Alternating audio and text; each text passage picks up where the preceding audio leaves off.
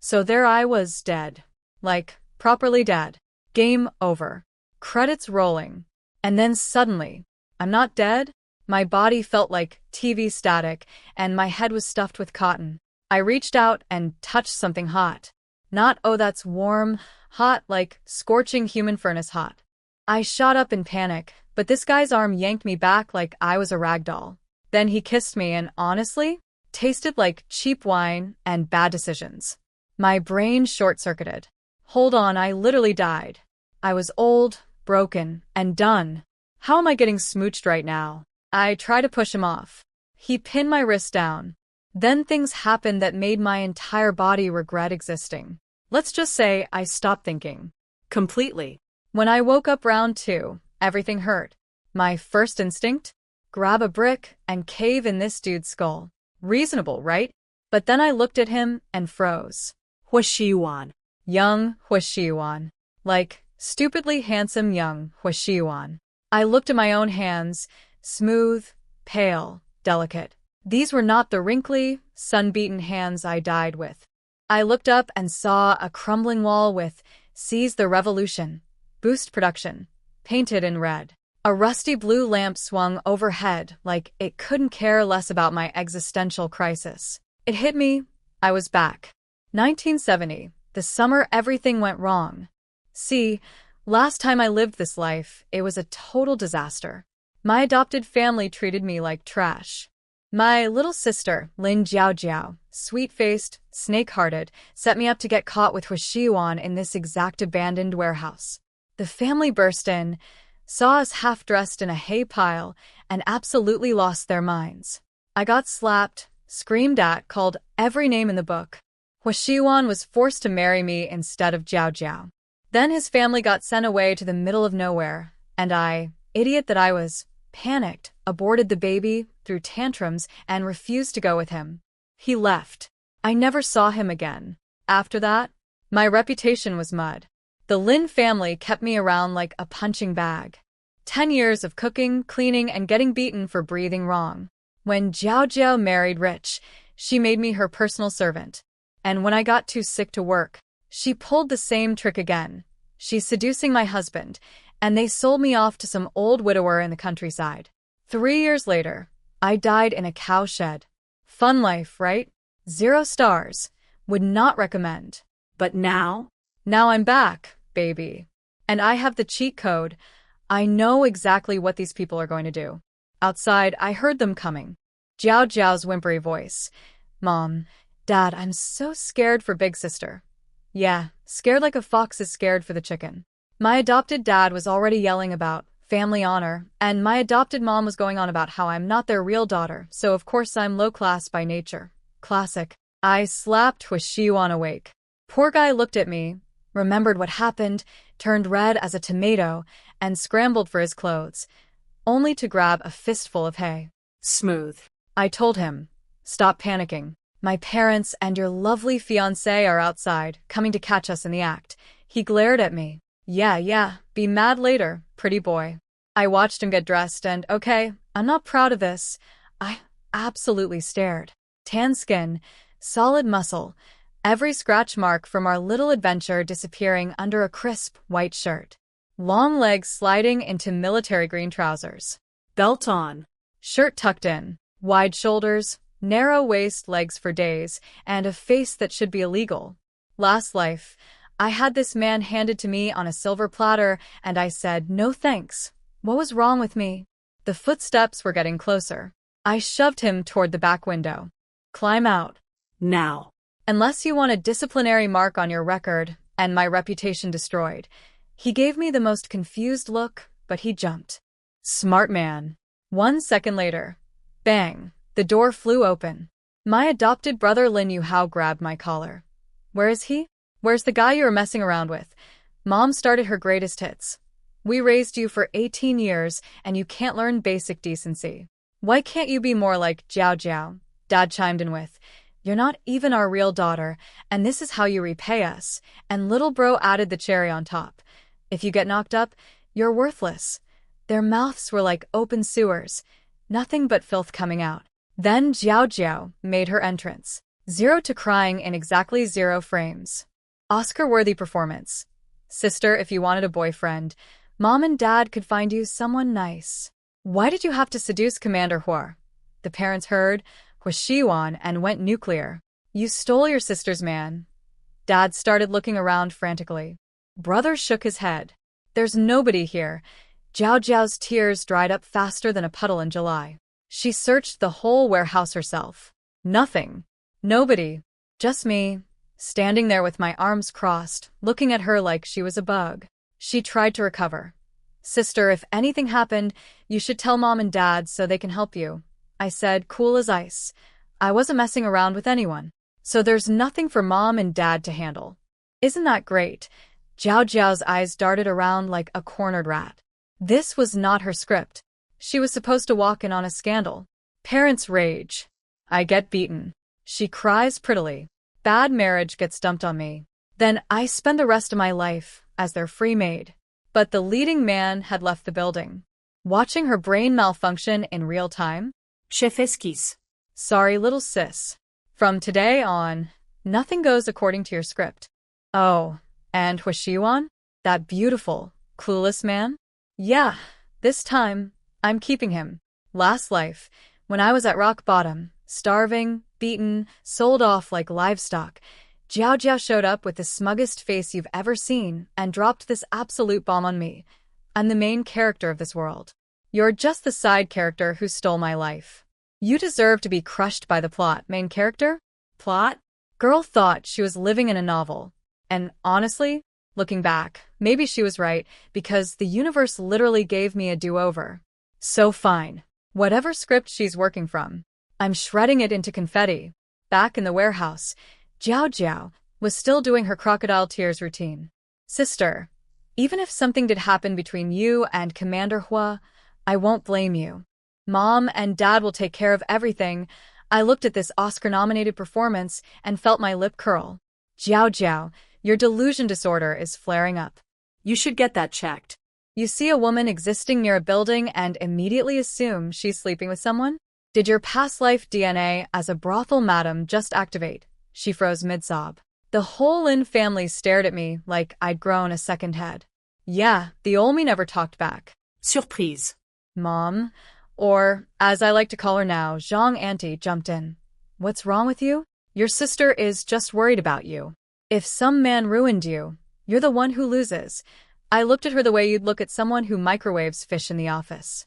Zhang Auntie, that's not concern. That's slander. You see me standing in a building and assume I'm fooling around? By that logic, you're all here too. Does that mean you're all having affairs?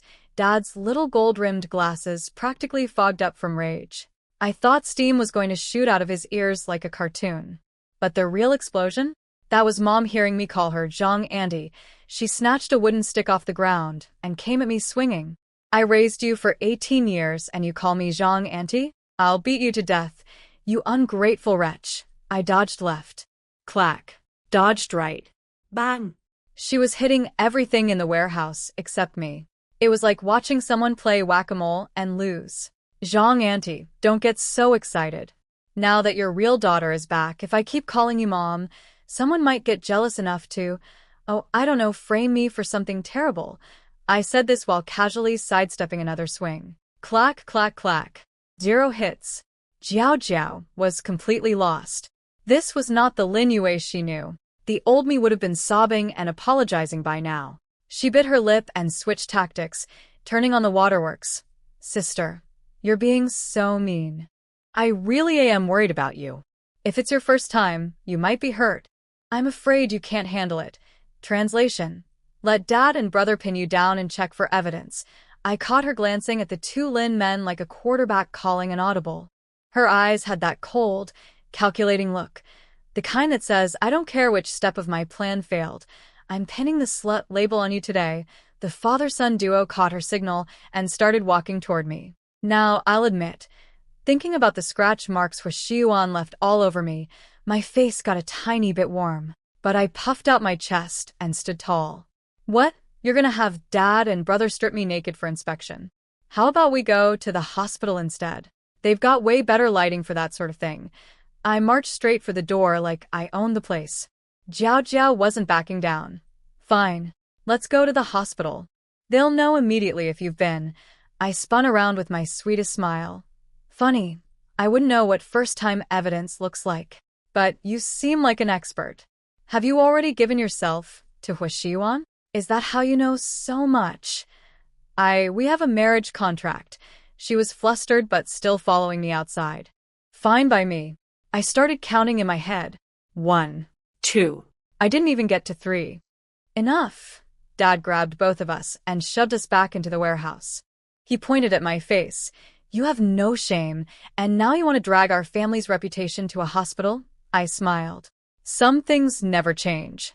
I knew this man better than his own daughter did. A guy who fancies himself the patriarch of a distinguished scholarly family would rather eat glass than let this kind of scandal reach a public hospital. Jiao Jiao looked panicked. But Dad, he cut her off. Whatever she did, as long as it wasn't with Huashiwan, drop it. Then he turned to me with murder eyes. If I find out you're getting in your sister's way, I'll sell you off to the countryside. Yes, the classic Lin family love language. Threats of human trafficking. As they turned to leave, Mom pulled Jiao Jiao close and started the pep talk.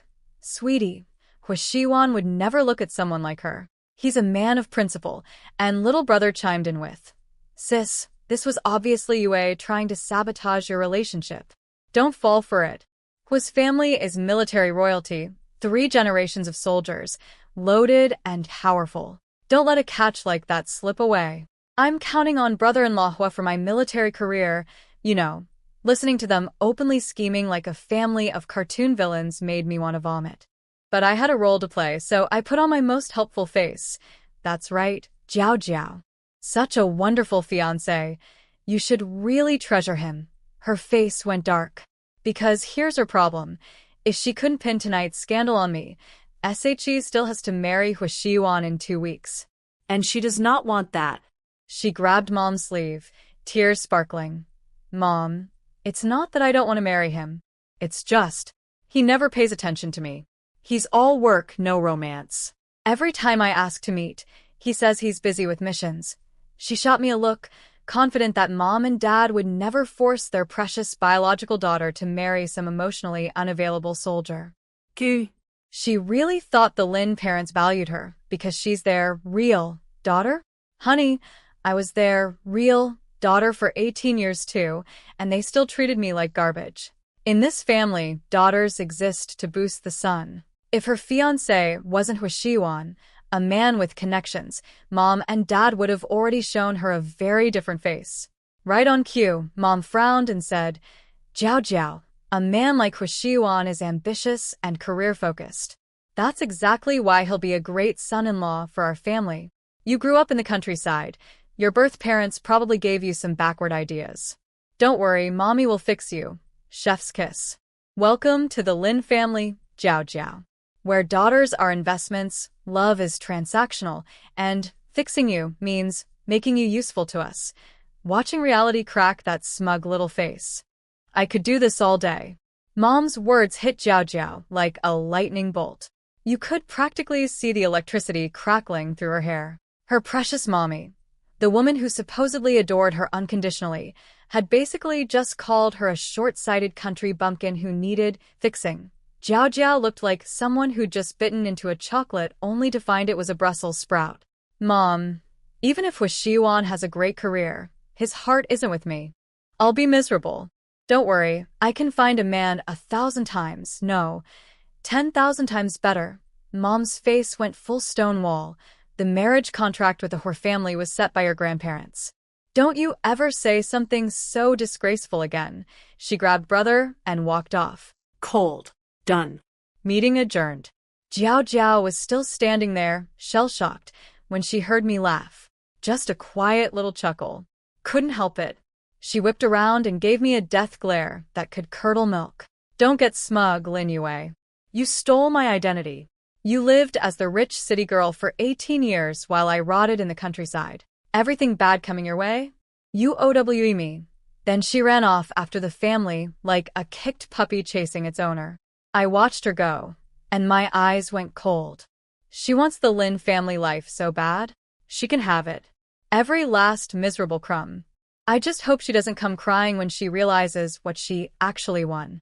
So there I was, alone again in the abandoned warehouse, sitting on a hay pile like the world's saddest scarecrow, brain spinning with everything, last night's activities, and all the disasters I needed to prevent. I was doodling on the brick floor with a stick, just thinking.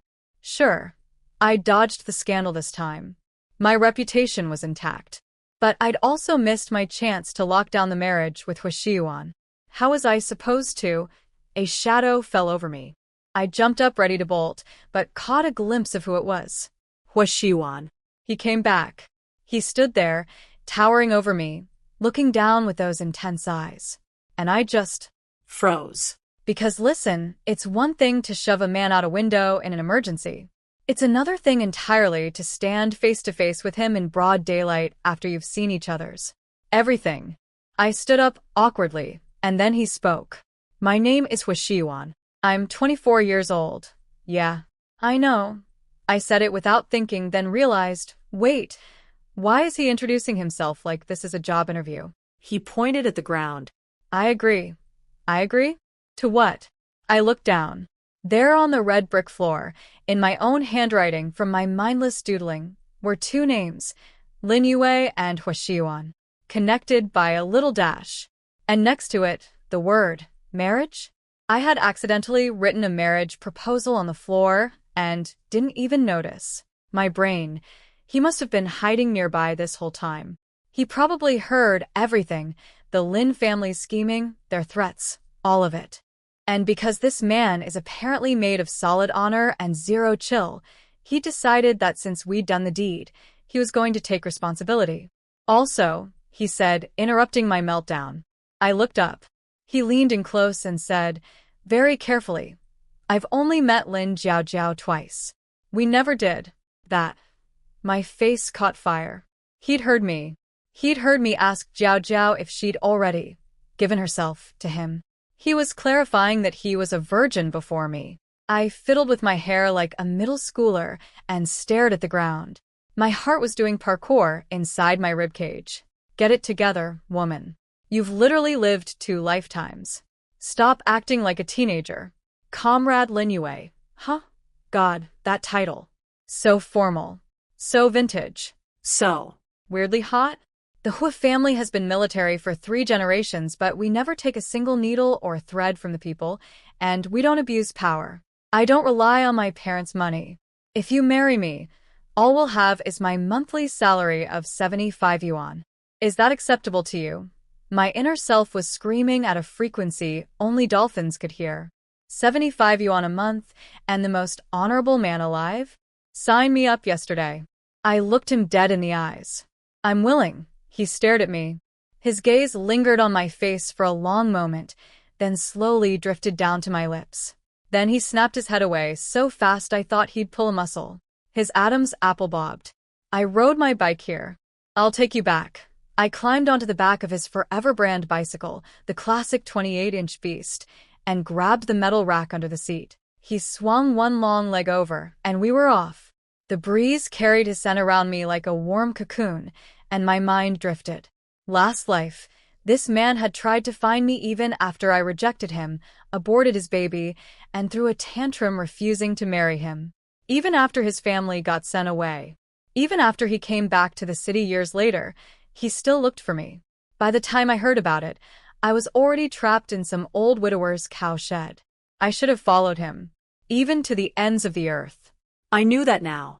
I was so lost in thought that when the bike stopped, my forehead slammed straight into his back. Bonk. He hopped off and turned around. Saw me rubbing my forehead with both hands, all pouty-faced. And for the first time, the corner of his permanently straight mouth curved into a tiny smile. I'll be gentler next time. Beat. I mean the braking. Stopping the bike. Oh no. Oh no. The non-explanation made it approximately 8,000 times worse. We both knew what it sounded like. The air was suddenly thick enough to chew. I scrambled off the bike and stared at my shoes like they held the secrets of the universe. His face was redder than a communist flag, but He still managed to keep his voice steady. Barely. We're still some distance from your home. The marriage hasn't been formally arranged yet, so it's better if no one sees me dropping you off. I'll go home and talk to my mother about visiting your family to propose. Tonight I'll file the marriage application with my unit. Comrade Linyue, do you have any other requirements for the marriage? Requirements? Like. A bride price? This man was thinking about gift registries while I was still recovering from the breaking innuendo. I shook my head. If you're too shy to say, I'll just prepare what I think is appropriate. The Lin family raised you, so they deserve a small gift. Everything else I'll save for you, okay? I turned to leave, then stopped. Because suddenly I remembered. The news about the Hor family being sent away was coming soon. If he dawdled with the proposal, it might come too late. I spun around. You need to hurry. I mean, the proposal. He blinked, surprised. Sure. Can you do it tomorrow? Or the day after? I stared at him with the intensity of someone trying to order express shipping on a husband. His lips twitched. An actual smile was forming. Sure. I saw that smile and wanted to evaporate. Because I suddenly realized what I sounded like from his perspective. Not, please hurry because your family is about to get politically exiled, but please marry me immediately. I cannot wait to be in your bed. My face went from pink to red to what I can only describe as thermonuclear tomato. Reader, I was trying to save his family's future. But I definitely sounded like I was trying to speedrun the honeymoon. I wanted to dissolve into the pavement. Just poof, gone. Molecules scattered. But instead I nodded at Hwashiwan like a normal human being and speed-walked toward the Lin house like my shoes were on fire. I could feel his eyes on my back the entire way. That man watched me like I was the last episode of a really good show. Only when I turned the corner did the laser beam stare finally switch off. Deep breath at the front door. In through the nose, out through the mouth. Be cool. Be normal. Do not think about the bike-breaking innuendo. I failed immediately. Inside, the house was chaos. The living room was packed with over a dozen giant wooden boxes, and the Lin family was scrambling around like squirrels before winter. Those boxes? Full of ancestral treasures and gold nuggets the Lin family had been hoarding for generations. Mom appeared out of nowhere like a jump-scared cat. Go to your room. Your father will deal with you later. Then she sprinted across the room to slam a box lid shut before I could peek inside, like I'd just walked in on her browsing something embarrassing. Something was off. Why were they frantically hiding valuables right now? Did Jiao Jiao tell them about her rebirth thing? Were they preparing for something? Whatever. I had bigger problems. I went to my room, and by room, I mean the cupboard under the stairs. Harry Potter had it better. At least Hogwarts eventually came for him. My entire living space was a hole that fit exactly one tiny single bed and approximately zero dignity. The Lin house had plenty of rooms, by the way. Even after Jiao Jiao came back and I gave up my bedroom, there were guest rooms available. But Jiao Jiao had spun this tragic tale about how my birth parents in the countryside made her share a single bed platform with 3 brothers and a younger brother. She said she begged for her own room and got called shameless. So Mom and Dad, drowning in guilt over there, poor babies suffering in the countryside while the fake daughter lived in luxury, cleaned out the broom closet under the stairs and told me to move in. Parent of the year material, truly. But you know what? I didn't care anymore. Once I married Hwashiwan, I'd never have to sleep in this glorified shelf again. Speaking of Hwashiwan, I dropped to the floor and reached under the bed, fishing out a wooden box from the very back. Before his family gets sent away, all their assets would be seized. I needed to stash money and ration tickets in advance. Once we got exiled to the frozen Northeast, every penny would matter. The Lin parents never gave me a single cent. Everything in this box came from Grandma and Grandpa, slipped to me in secret over the years. The most precious thing was Grandma's jade bracelet. The one she put on my wrist the night she found out I wasn't really a Lin by blood. She looked me in the eyes and said, "Live well, child." I opened the box.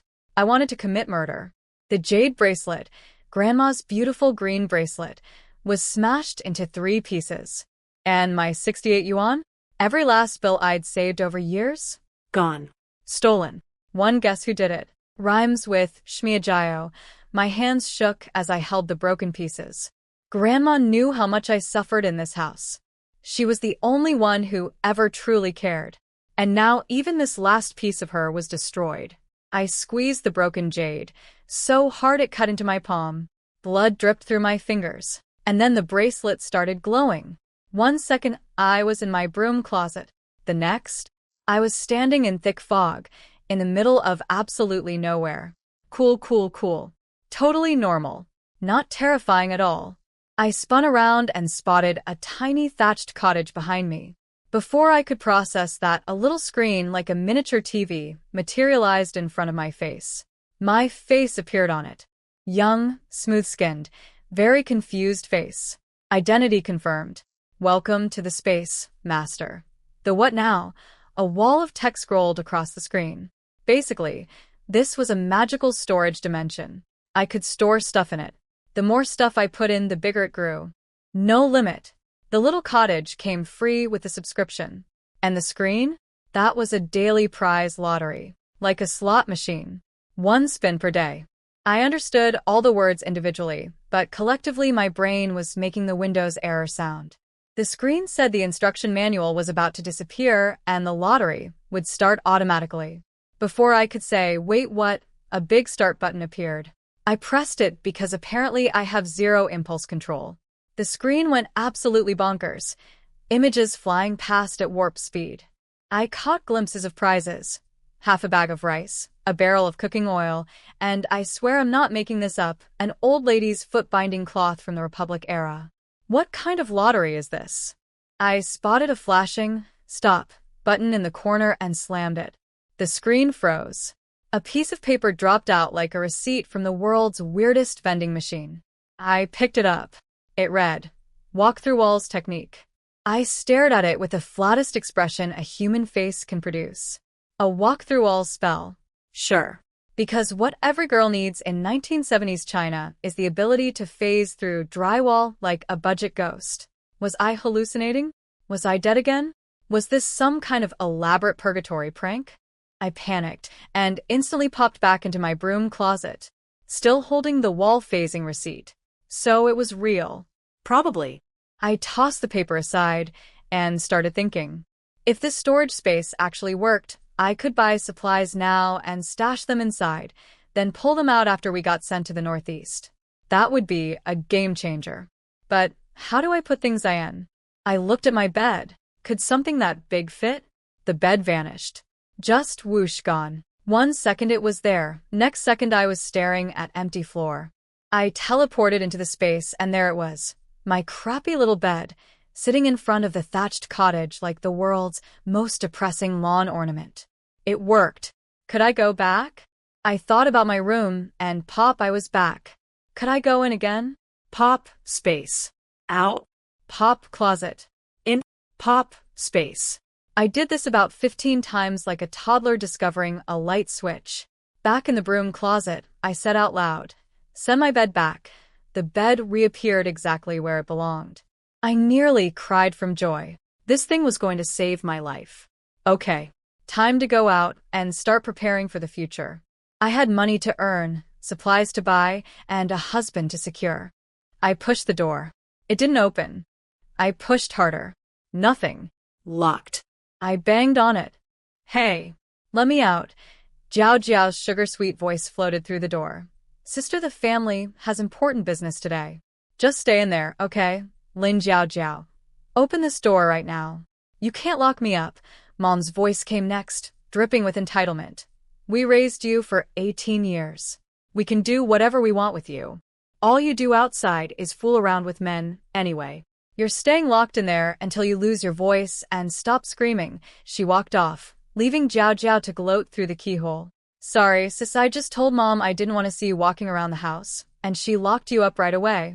Imagine what would happen if I said I never wanted to see you ever again. Think she'd sell you off to the countryside? I laughed. Cold and sharp. Jiao Jiao, haven't you already figured out that you don't actually have the power to make the Lin family favor you? They favor what you're worth to them. She huffed and stormed off.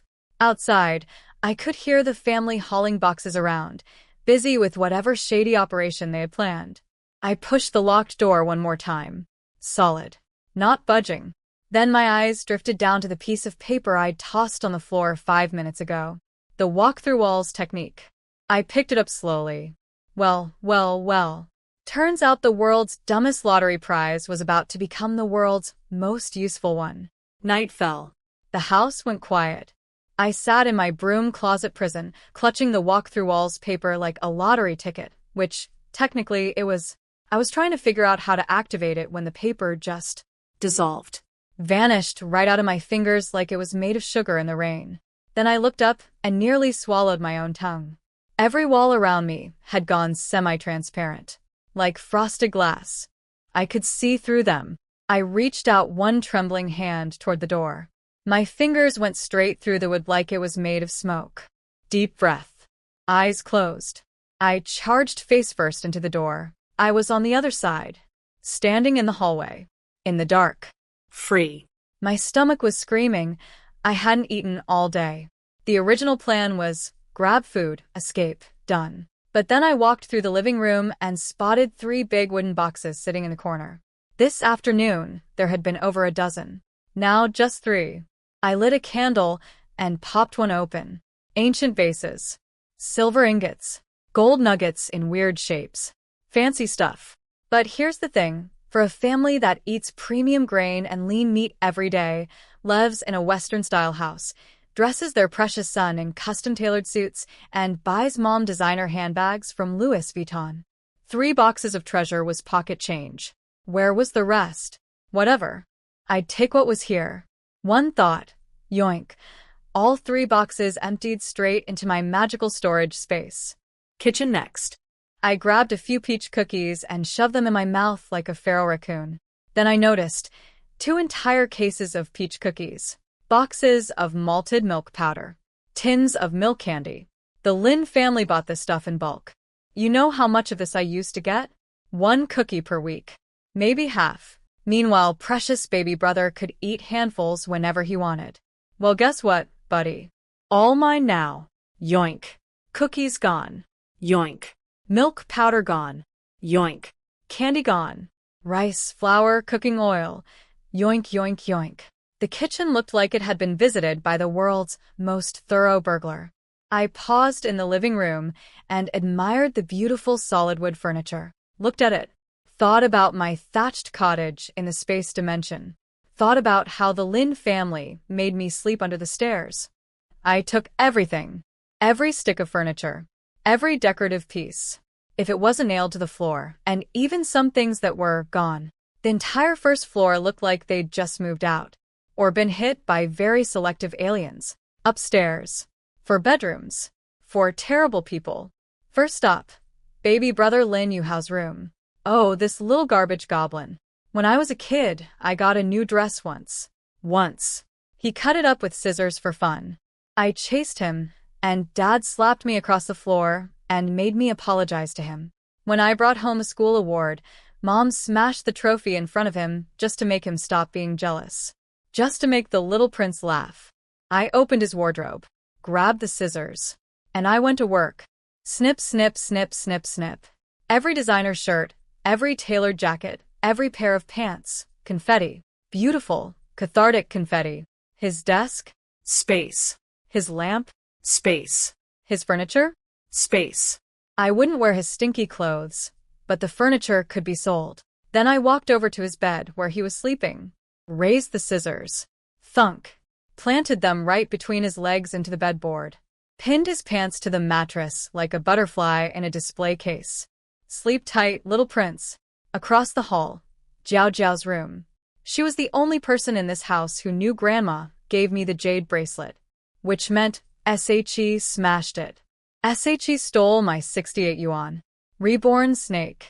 I tore through her desk looking for my money and found something even better. Letters. Love letters. To a man named Zhou Xia. Now that was interesting. In my previous life, Jiao Jiao married into the wealthy Zhou family, but that wasn't supposed to happen for another 5 or 6 years. So Little Miss main character was already laying groundwork? Trying to secure her backup billionaire early? Not anymore. Letters? Yoink. Into the space. Second drawer.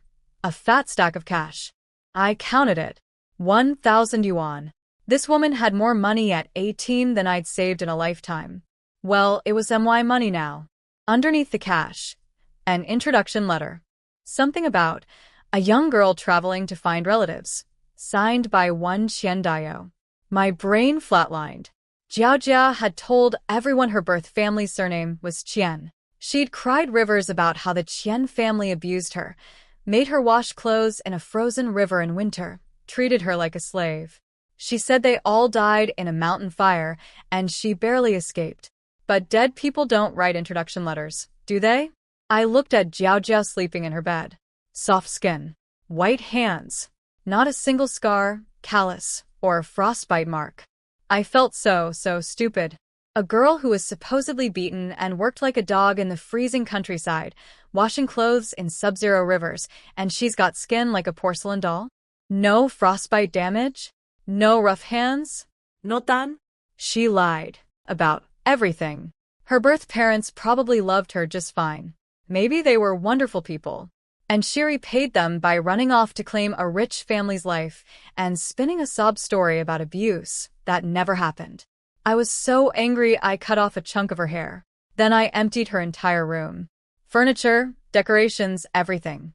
She dropped to the floor mid-sleep like a cartoon character whose chair disappeared. Didn't even wake up. Just lay there on bare floor, choppy-haired and clueless. Beautiful. Last up, Mom and Dad's room. I phased through the wall and immediately noticed stuff was already missing. The designer bags, the watches, Dad's safe from the wardrobe. Gone. They'd moved it before I got here. I cleared out what was left. But as I turned to leave, I noticed something. The wall above Dad's headboard was semi-transparent too. See, I'd figured out the pattern by now. Walls I could phase through went see-through. Exterior walls stad salid. This was a hidden room. I stepped through, and there it all was. The missing dozen-plus boxes, the safe, everything. I couldn't crack the safe's combination. But guess what? My hand could phase right through the metal. Inside, 110 yuan bills, a mountain of ration tickets, grain, cloth, rare specialty coupons, enough supplies to survive an apocalypse. I was practically vibrating with excitement. This would be more than enough for life after being sent away. I reached deeper and pulled out 5 gold bars. And one more thing, a shipping receipt. Destination, Hong Kong. The Lin family was smuggling assets out of the country. My smile could have frozen lava. They just handed me the knife to cut them with. If this information ever got out, the Lins wouldn't just lose their comfy city life. They'd lose everything. Gold bars? Space. A shipping receipt? Space. 3 crates of large gold ingots, jade pieces, calligraphy scrolls, famous paintings, luxury watches, silk fabric? Space, space, space, space. The walls started flickering, going less transparent. The spell was wearing off. I bolted to the courtyard, couldn't even look at what was in the outdoor storage shed, just mentally vacuumed everything into the space, and sprinted back to my broom closet. The second I sat down on my bed, the walls went solid. Total time, about 1 hour. 1 hour to loot an entire household like a one-woman moving company from hell. I lay down, buzzing with adrenaline, thinking about the absolute chaos that was coming in the morning. At some point I fell asleep without realizing it. The next morning, I was jolted awake by the sound of the Lin family screaming like they'd discovered the apocalypse. Music to my ears. Morning in the Lin household started with a symphony of horror. Movement 1. The screaming Queen Jiao Jiao woke up on the bare floor, surrounded by clumps of her own hair, like a poodle that lost a fight with a lawnmower. She screamed so loud I'm pretty sure dogs 3 neighborhoods over started howling. Movement 2. The boy who lost his treasure baby brother heard Jiao Jiao's shriek and shot upright, only to feel something tugging at his pants. He looked down. There was a pair of scissors planted right in the crotch zone, pinning him to the bedboard like a butterfly in a display case. Emma? Dad. My thing. AHHH. He burst into tears, absolutely convinced I'd given him a DIY circumcision in his sleep. Both parents jolted awake, realized their furniture was also gone, and Army crawled off the bare floor in a panic. They squeezed through Yuhao's doorway at the same time, Two terrified adults wedged in a frame like a slapstick comedy, and found his room completely empty. Clothes shredded into confetti. Dad, I think it fell off. I'm not a man anymore. Check. Please check. So Mom and Dad, together as a team, yanked his pants down to inspect the situation. Still there. Everything accounted for. False alarm. Mom started crying anyway. Movement 3. The dog chewed haircut before anyone could process the pants inspection incident. Jiao Jiao's screaming kicked up again from across the hall. They rushed to her room and found her sitting on the bare floor. No bed, no desk, no wardrobe. Nothing. With a haircut that looked like a blind goat had eaten half her head. She was crying for real this time. No performance. No fake tears. Genuine, snot-dripping, hyperventilating sobs. Her money was gone. Her letters were gone. Her clothes were gone. She crawled across the floor and grabbed Mom and Dad's legs like a shipwreck survivor grabbing driftwood. Did we get robbed? Dad's face went nuclear. He suddenly remembered the secret room. The treasure boxes. He shoved Jiao Jiao off his legs and sprinted to his bedroom. Everyone followed. There was a moment of desperate hope. Surely the hidden room was safe. Surely, my treasures. Where are my treasures? Dad's scream could have shattered glass. All dozen-plus boxes. Empty. Not a single gold bar, jade piece, or silk scarf left.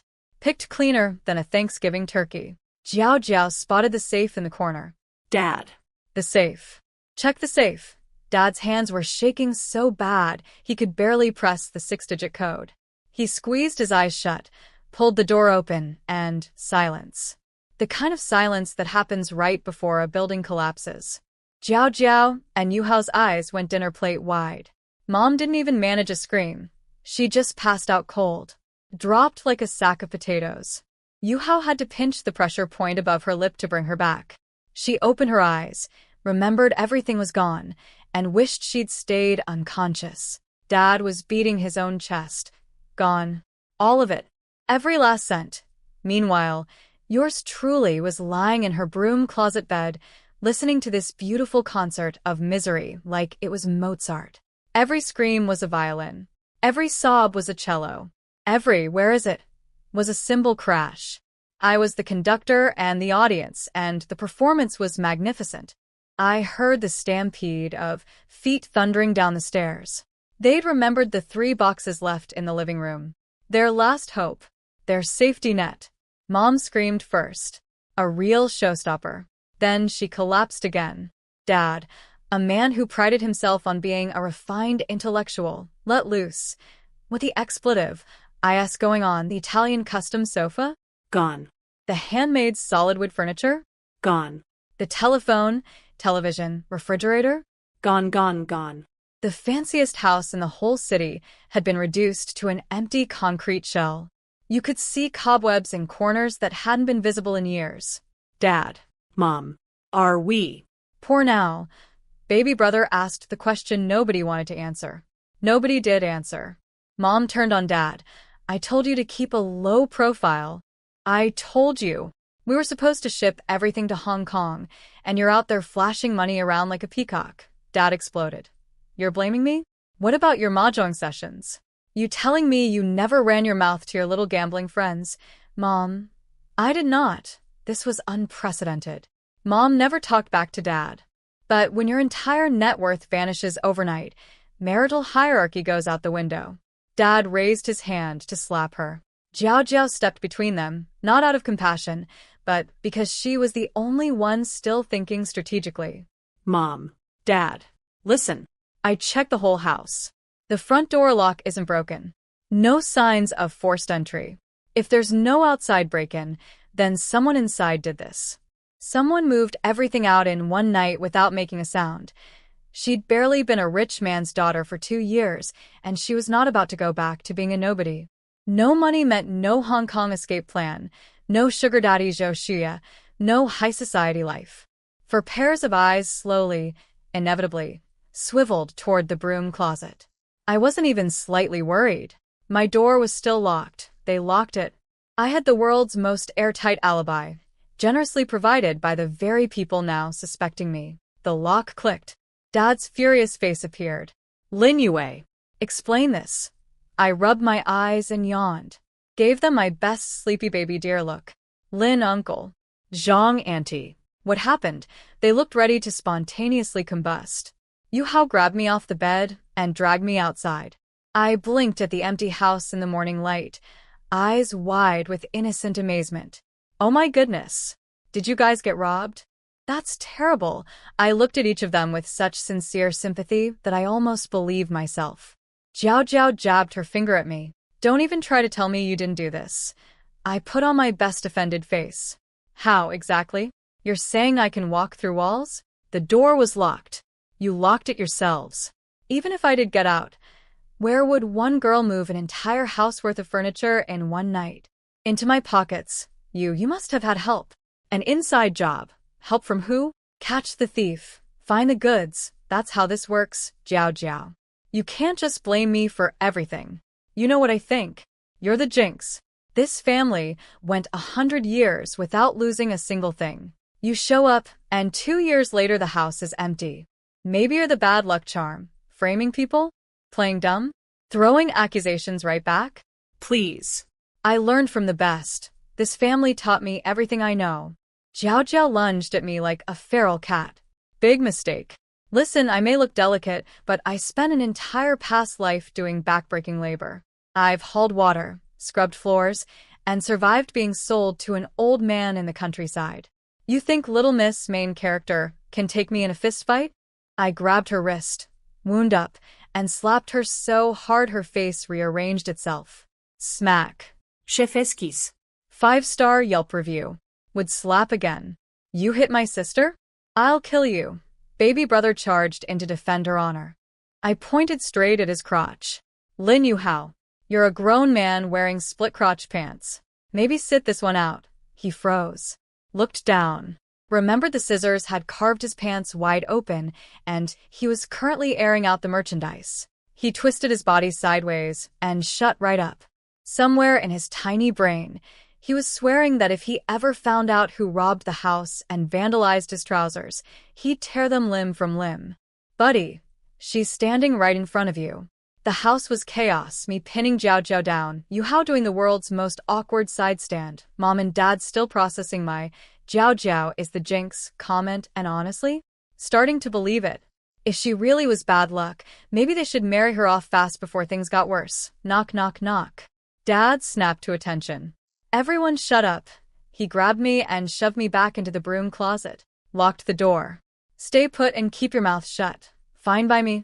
I sat on my bed and pressed my ear to the wall. This was better than radio. Mom cracked open the front door, saw who was there, and slammed it shut like she'd spotted a ghost. Dad. Who is it? Why do you look like you've seen the dead? Mom, whisper screaming. It's Mrs. Hua. With Hua Shiwan. They're here. Dad's response was to slap Mom across the face. Because in this family, that's how you communicate urgency. There are future in-laws and you left them outside. Look at this house. It's empty. And Jiao Jiao looks like she lost a fight with a hedge trimmer. What if they see we're broke and cancel the wedding? Valid point. But Dad was already in crisis management mode. He looked around the barren living room. Not a single piece of furniture, cobwebs on full display, and hissed. Nobody says a word about what happened. Stay calm. If anyone ruins this marriage today, I will yendi them. He glared at Jiao Jiao. Go upstairs and fix that disaster on your head. Now, Jiao Jiao wanted to scream. She did not want to marry Hua Shiyuan, but Dad had just made a death threat, so she stomped upstairs to make herself presentable. Mom opened the door with a smile so forced it looked painful. Welcome, welcome. Come in, come in. Hua Shiwan and his mother stepped inside and immediately noticed that the formerly lavish Lin household now looked like an empty parking garage. Mom's excuse came out at Olympic speed. We're renovating. For the wedding. Everything's in storage. We want the house to be perfect for our daughter's big day. You know how it is, Mrs. Hua smiled politely. Sure, January we should have called ahead, Mrs. Hua said graciously, but Shiwan was quite insistent. He said he'll be busy soon and didn't want to delay. He wants the marriage settled right away. Mom's eyes lit up. This was a gift from heaven. The Hua family was coming to them, eager to finalize the wedding. Even after losing everything overnight, if they could lock in this son-in-law, a military commander from a powerful family, the Lins could rebuild. More importantly, they could squeeze out a fat bride price. We're thrilled. Nothing makes parents happier than seeing their children's future secured. Dad appeared, all smiles now, playing the distinguished patriarch. He sent Yu Hao upstairs to fetch Jiao Jiao, then turned to Hua Shiwan with his warmest fake dad energy. Commander Hua, we're honored you value our daughter so highly.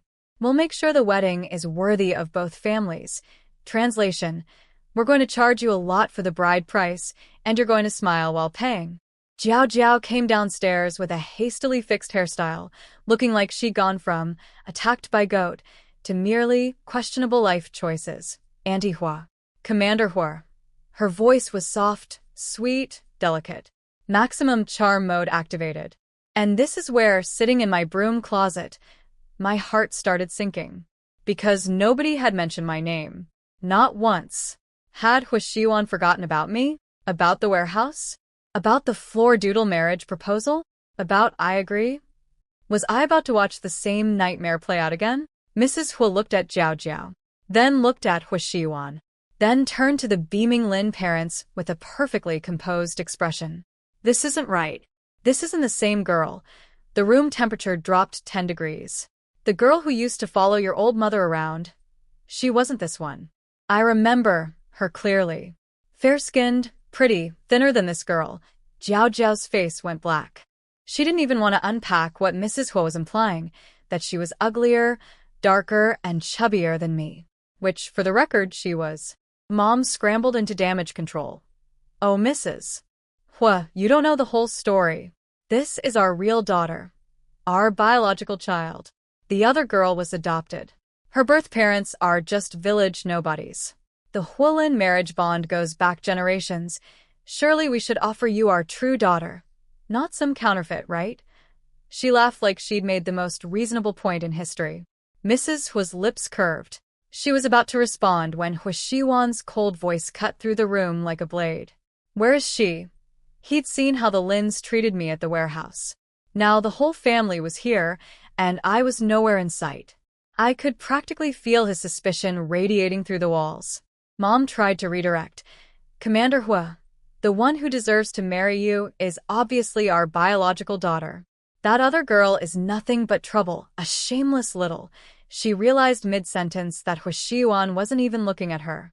His eyes were scanning the room, searching.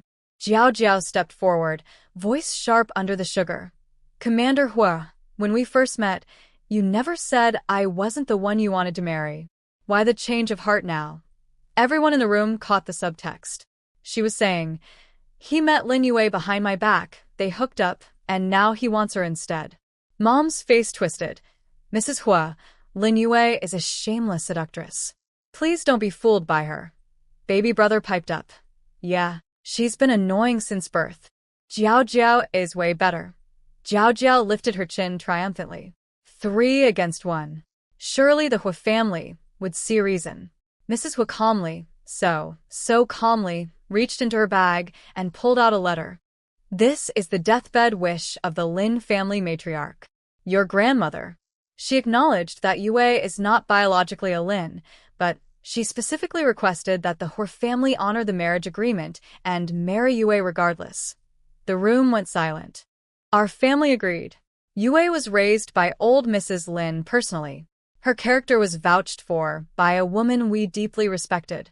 We saw no reason to object. She paused, looking at the stunned Lin family with an expression that was polite on the surface and absolutely devastating underneath. What we did not expect was that when it came time to meet the bride, it wouldn't be Yue at all.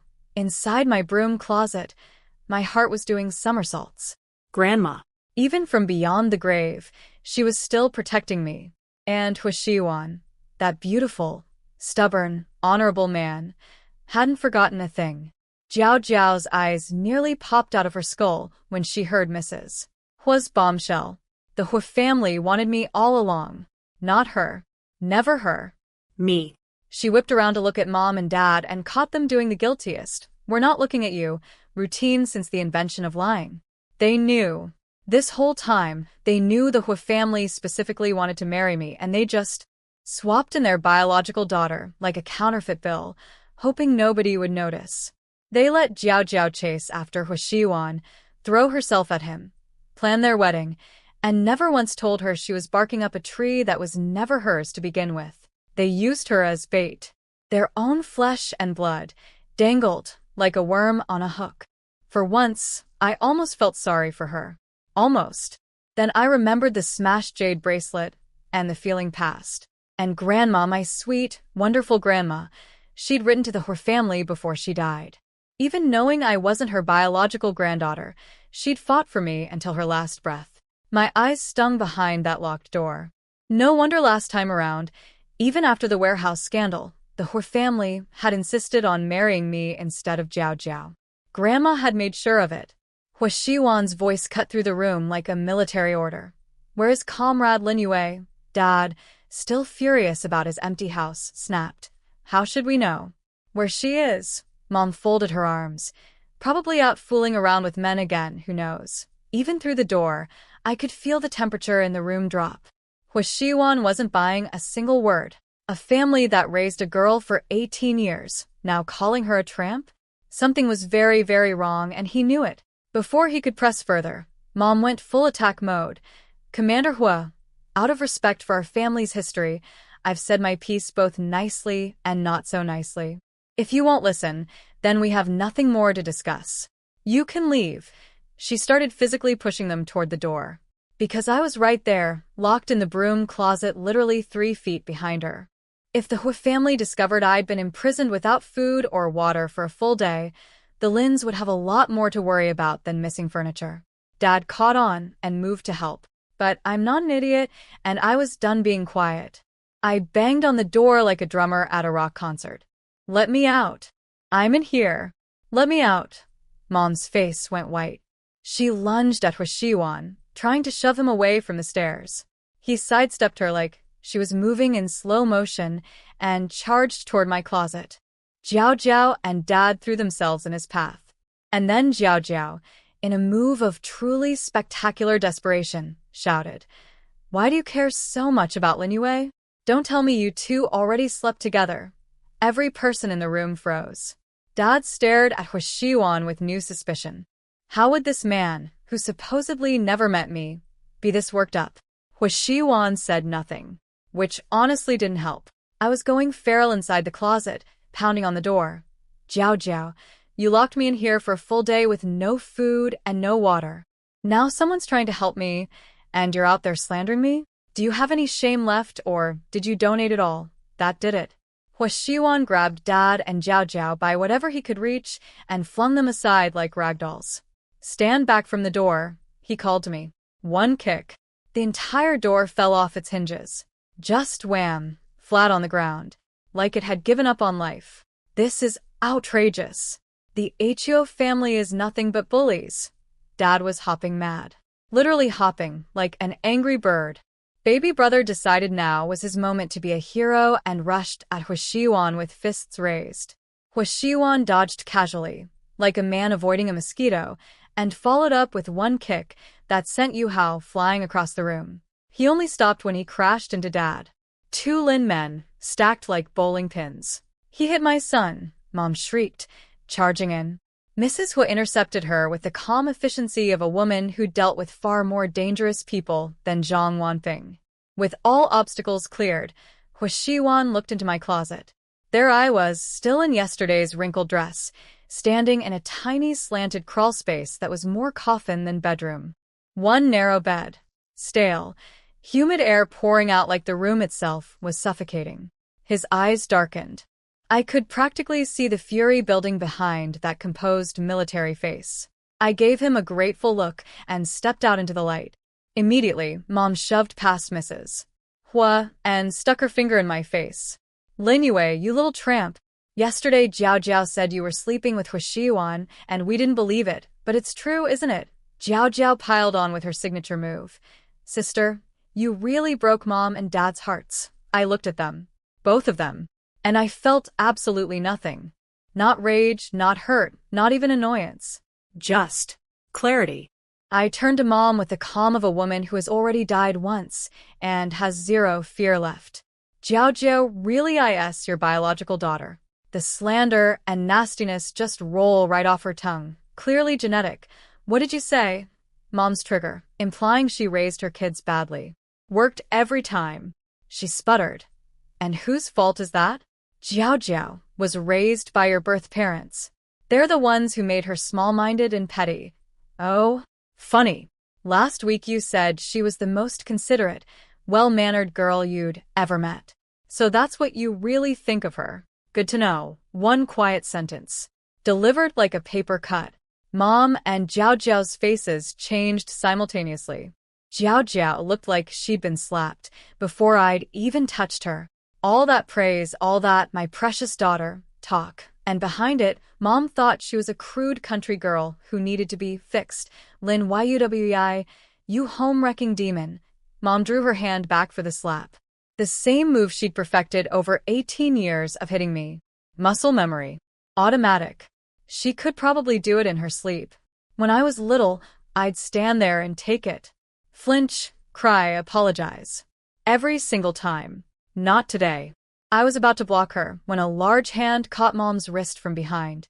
Huashiwan stepped in front of me, his voice like a judge reading a sentence. Do you know what the charge is for unlawful imprisonment? You locked her up, starved her, and now that someone's found out, you're not even sorry you want to keep hitting her. The entire Lin family went silent. Like someone had hit the mute button on a TV. Baby brother, the eternal genius, recovered first. It's not imprisonment. Parents are allowed to discipline their daughter. Huashiwan turned those freezing eyes on him. You're the same people who keep saying she's not your daughter. Not your blood. Not a real Lin. So which is it? Yu Hao opened his mouth. Nothing came out. The comeback died somewhere between his brain and his throat. Dad pointed a shaking finger. Commander Hua, I don't care how high your rank is. You have no right to interfere with how we raise our child. I'll report you. I stepped around Huashiwan and faced Dad with a smile. Report him for what? For rescuing a girl you nearly starved to death. You want to go to the police station? Let's go. Right now. I'd love to tell them everything. I started walking toward the door. Dad stomped his foot so hard, I thought he'd crack the floor. Lin Yuwei, you animal. My parents raised you for 18 years. Jiao grabbed Dad's arm and shifted tactics. She dropped the attack dog act and went full wounded puppy. Sister. Her voice trembled beautifully. No matter what Mom and Dad did wrong, they still raised you. How can you say these things in front of outsiders? Threatening the police station. That's humiliating them. And she paused for dramatic effect, dabbing her eyes. If you treat the people who are good to you like this, turning on them, biting the hand that fed you, won't the Hua family be afraid? If you marry into their home and do the same thing, who would dare be kind to you? She finished with a little sniffle and a secret victorious gleam. It was masterful. In 30 seconds, she'd reframed me from abuse victim to ungrateful backstabber. She was betting that Mrs. Hua, hearing all this, would think twice about welcoming such a dangerous daughter-in-law. After all, if the family who raised me for 18 years hated me this much, surely there must be something wrong with me, right? Jiao's logic was almost beautiful in its cruelty. Even my biological parents' love couldn't match 18 years of manufactured hatred. What chance did I have with a mother-in-law I'd just met? She stood there, tears glistening, waiting for her words to sink in and destroy me. I looked at her, really looked at her, and smiled. Lin Jiao, you are truly talented. I almost want to applaud. Then I stepped forward and gave her 2 slaps across the face. Left cheek, right cheek. Clean, crisp, perfectly delivered. No hesitation. No dramatic wind-up. Just crack, crack, like punctuation at the end of a very long sentence. The whole room held its breath. And honestly, my hands had never felt better. Jiao staggered from the double slap, eyes spinning like slot machines. She was winding up to charge at me when I hit her with something worse than fists, the truth. You call me ungrateful? Let's talk about your birth parents. The ones you told everyone were monsters. Were they really that bad to you? Her face flickered. Just for a second. But I caught it raw. Naked panic. I stepped closer. You said my birth parents made you wash clothes in a frozen river in the dead of winter. -40 degrees. You know what happens to hands that wash clothes in sub-zero water? They are OT. They get covered in frostbite scars. They never heal. I looked pointedly at her smooth, unblemished hands. Show everyone your hands, Jiao Jiao. Go on. Show them. She shoved her hands behind her back so fast she nearly dislocated her shoulders. Then she realized what she'd done and tried to bring them back out, but it was too late. Every single person in the room had seen the panic reflex. Even the Lin parents. Even Mrs. Hua. I went for the kill. You said the whole family died in a mountain fire. Did they really die? Want to give us an address? We don't even need to visit. One letter to the local village committee and the truth comes right out. If they were truly abusive, the Women's Federation would have records. But they won't. Will they? Because your birth parents loved you, and you repaid them by running away and telling everyone they were dead. They raised you, and you're worse than a lapdog. At least a dog shows loyalty. You. Jiao Jiao's eyes were the size of dinner plates. She couldn't form a single sentence. Because every word I said was true, and she knew I knew. She was staring at me like I'd pulled a rabbit out of a hat, except the rabbit was her entire web of lies. How did I know? I'd never left the city, never visited the Qian family. She couldn't figure it out, and that terrified her more than the slaps. Baby brother, oblivious as ever, grabbed her arm enthusiastically. Jiao Jiao, you're too kind, always protecting those people. Just give me the address. I'll get an official letter and go beat them up for you. Could she give an address? To the family she claimed was dead? To the people who were probably very much alive and wondering where their daughter went? Jiao Jiao's face went chalk white. She shook off Yuhao's arm and fled upstairs. Yuhao stomped his foot. Mom. Dad. You have to stand up for Jiao Jiao. Then he ran after her like a faithful golden retriever. Mom and Dad weren't stupid. They'd seen Jiao Jiao's reaction. They understood there was something fishy about her story. But did they care? Of course not. Good reputation? Keep it. Good daughter? Keep her. The fact that their good daughter might have slandered an innocent family and faked her entire tragic backstory? Irrelevant. As long as nobody could prove anything publicly. Dad puffed up his chest. Look what you've done. Jiao Jiao is just being kind, protecting your birth parents' reputation, and you bully her for it. I almost laughed. The mental gymnastics this man performed daily could win him an Olympic medal. All right then, I said sweetly. Since you hate people who are pushy and aggressive, I'm sure you won't try to bully the Hua family. Or me. So, Mr. Lin, please do me the favor of letting my marriage to Commander Hua proceed. In your dreams, Mr. Lin. Mrs. Hua finally spoke, her voice carrying the quiet authority of a woman who does not repeat herself. Both our families are respectable.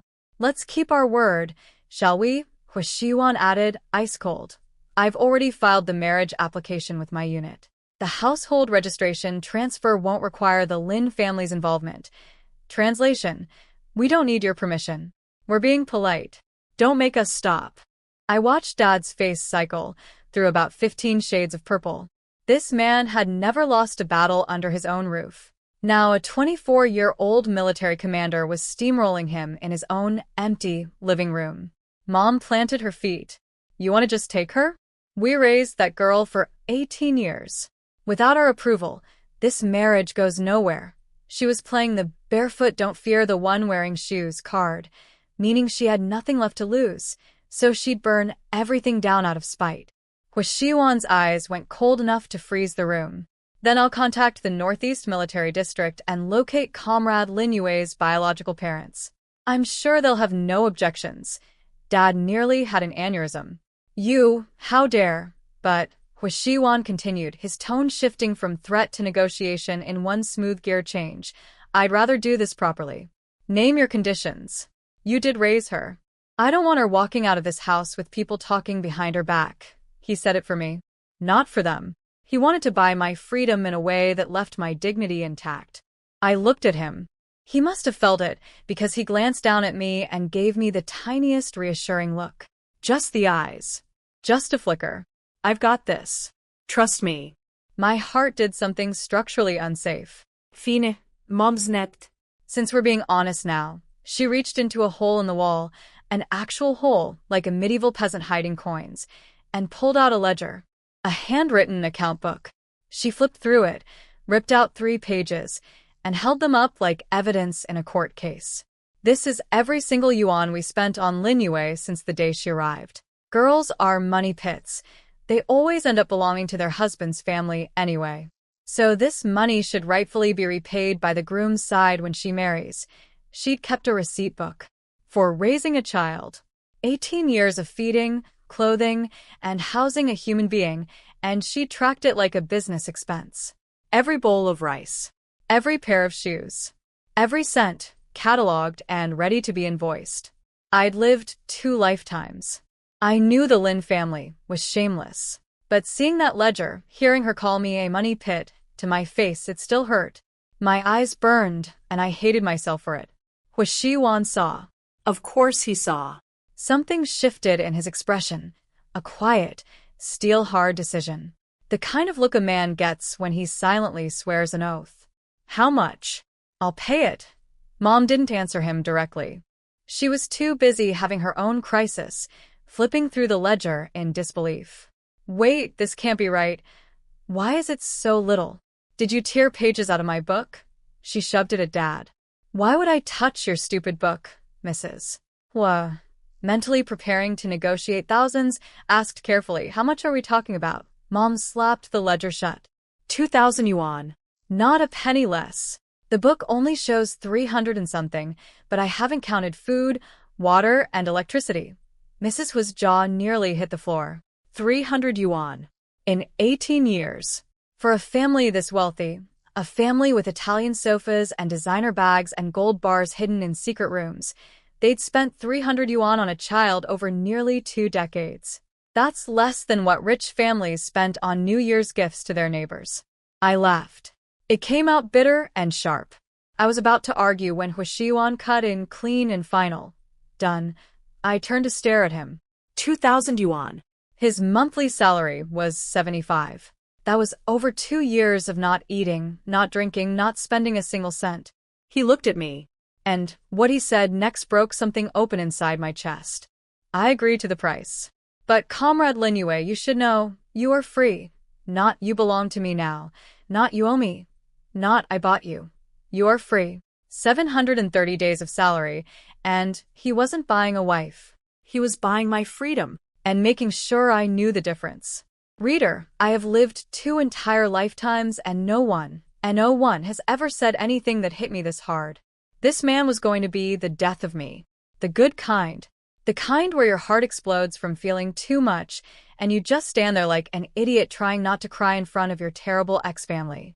Huashiwan had just offered to spend over 2 years of salary to buy my freedom, and my heart was doing things that probably required medical attention. But as touched as I was, there was no way I was letting the Lin family walk away with 2,000 yuan of his money. I looked at Mom and Dad, these 2 parasites in human clothing, and said calmly, how about you don't take any money, and we part ways nicely? Clean break. No hard feelings. Sound good. They looked at me like I'd suggested they eat their own shoes. Mom let out a laugh so nasty it could curdle yogurt. Who do you think you are? If we don't get our 2,000, I'll go around telling everyone you and Huashiwan are having an affair. Good luck with your reputation. Good luck with his military career. Blackmail. Classy. The Lin family really was the gift that kept on giving. Mrs. Hua, bless her heart, leaned toward me and whispered, Yue dear, let Auntie pay. Our family can afford it. Just take the money and marry Shiwan peacefully. She meant well. She really did. But she didn't understand these people yet. Give them 2,000 a day, and tomorrow they'd come back for 20,000. And the second the news broke that the Hua family was being sent away, these vultures would be screaming the ugliest things imaginable for anyone to hear. I smiled at Mrs. Hua. Auntie, let me handle this. Then I turned back to the Lins. I wanted to do this the nice way. But since you want to squeeze my fiancé for money, you leave me no choice. Fiancé. I said the word softly, warmly, like wrapping it in velvet. And out of the corner of my eye, I saw Huashiwan's entire body go still. His gaze dropped from my hair to my lips, and I watched his Adam's apple bob. Sir. Focus. We are in the middle of a negotiation. What are you going to do? Dad bellowed, shattering whatever moment Huashiwan was having. I kept my voice pleasant, like I was discussing the weather. Mr. Lin, all those valuables you were organizing yesterday, the ones you were planning to ship somewhere overseas, do I really need to spell out where they were going? The color drained from both their faces like someone had pulled a plug. We don't know what you're talking about. Oh, you don't? That's fine. My fiancé here is a military commander. I'm sure he'd be happy to help investigate your finances. Trace where everything went. Check shipping records. He's very thorough. You want to burn every bridge. Dad's designer glasses were literally crooked from rage. I could see in his eyes the exact thought running through his brain. I should have thrown this girl in a ditch the day she was born. You have 3 minutes to decide. Take the $2,000 in bride price, and the moment I walk out this door, I report you for smuggling assets overseas. In this era, moving valuables out of the country was a political offense. The kind that got you stripped of everything. The kind that made getting robbed in the night look like a pleasant vacation. Mom's eyes spun like a hamster wheel. Then she found what she thought was her trump card. What proof do you have? We have nothing left. Not a single thing in this house. She gestured at the barren rooms, practically grinning. Can't prove we shipped anything if there's nothing here to ship. Dad's eyes lit up. Yes. Perfect logic.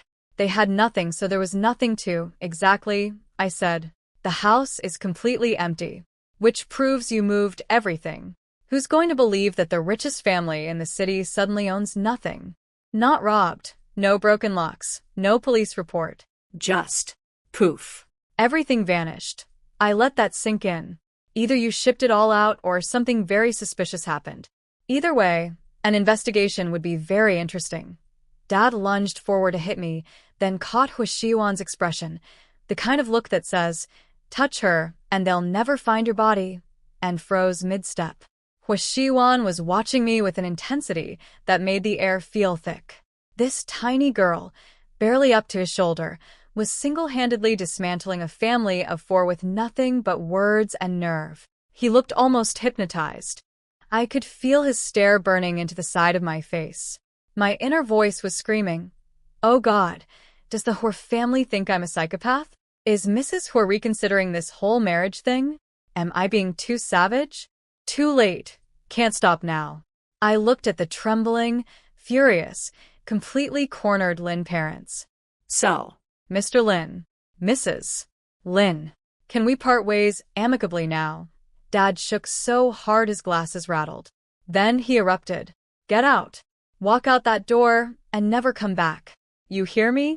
Lin Yue, when the Hur family treats you badly and they will, don't come crawling back to us, because you have no family anymore. Mom added her own farewell.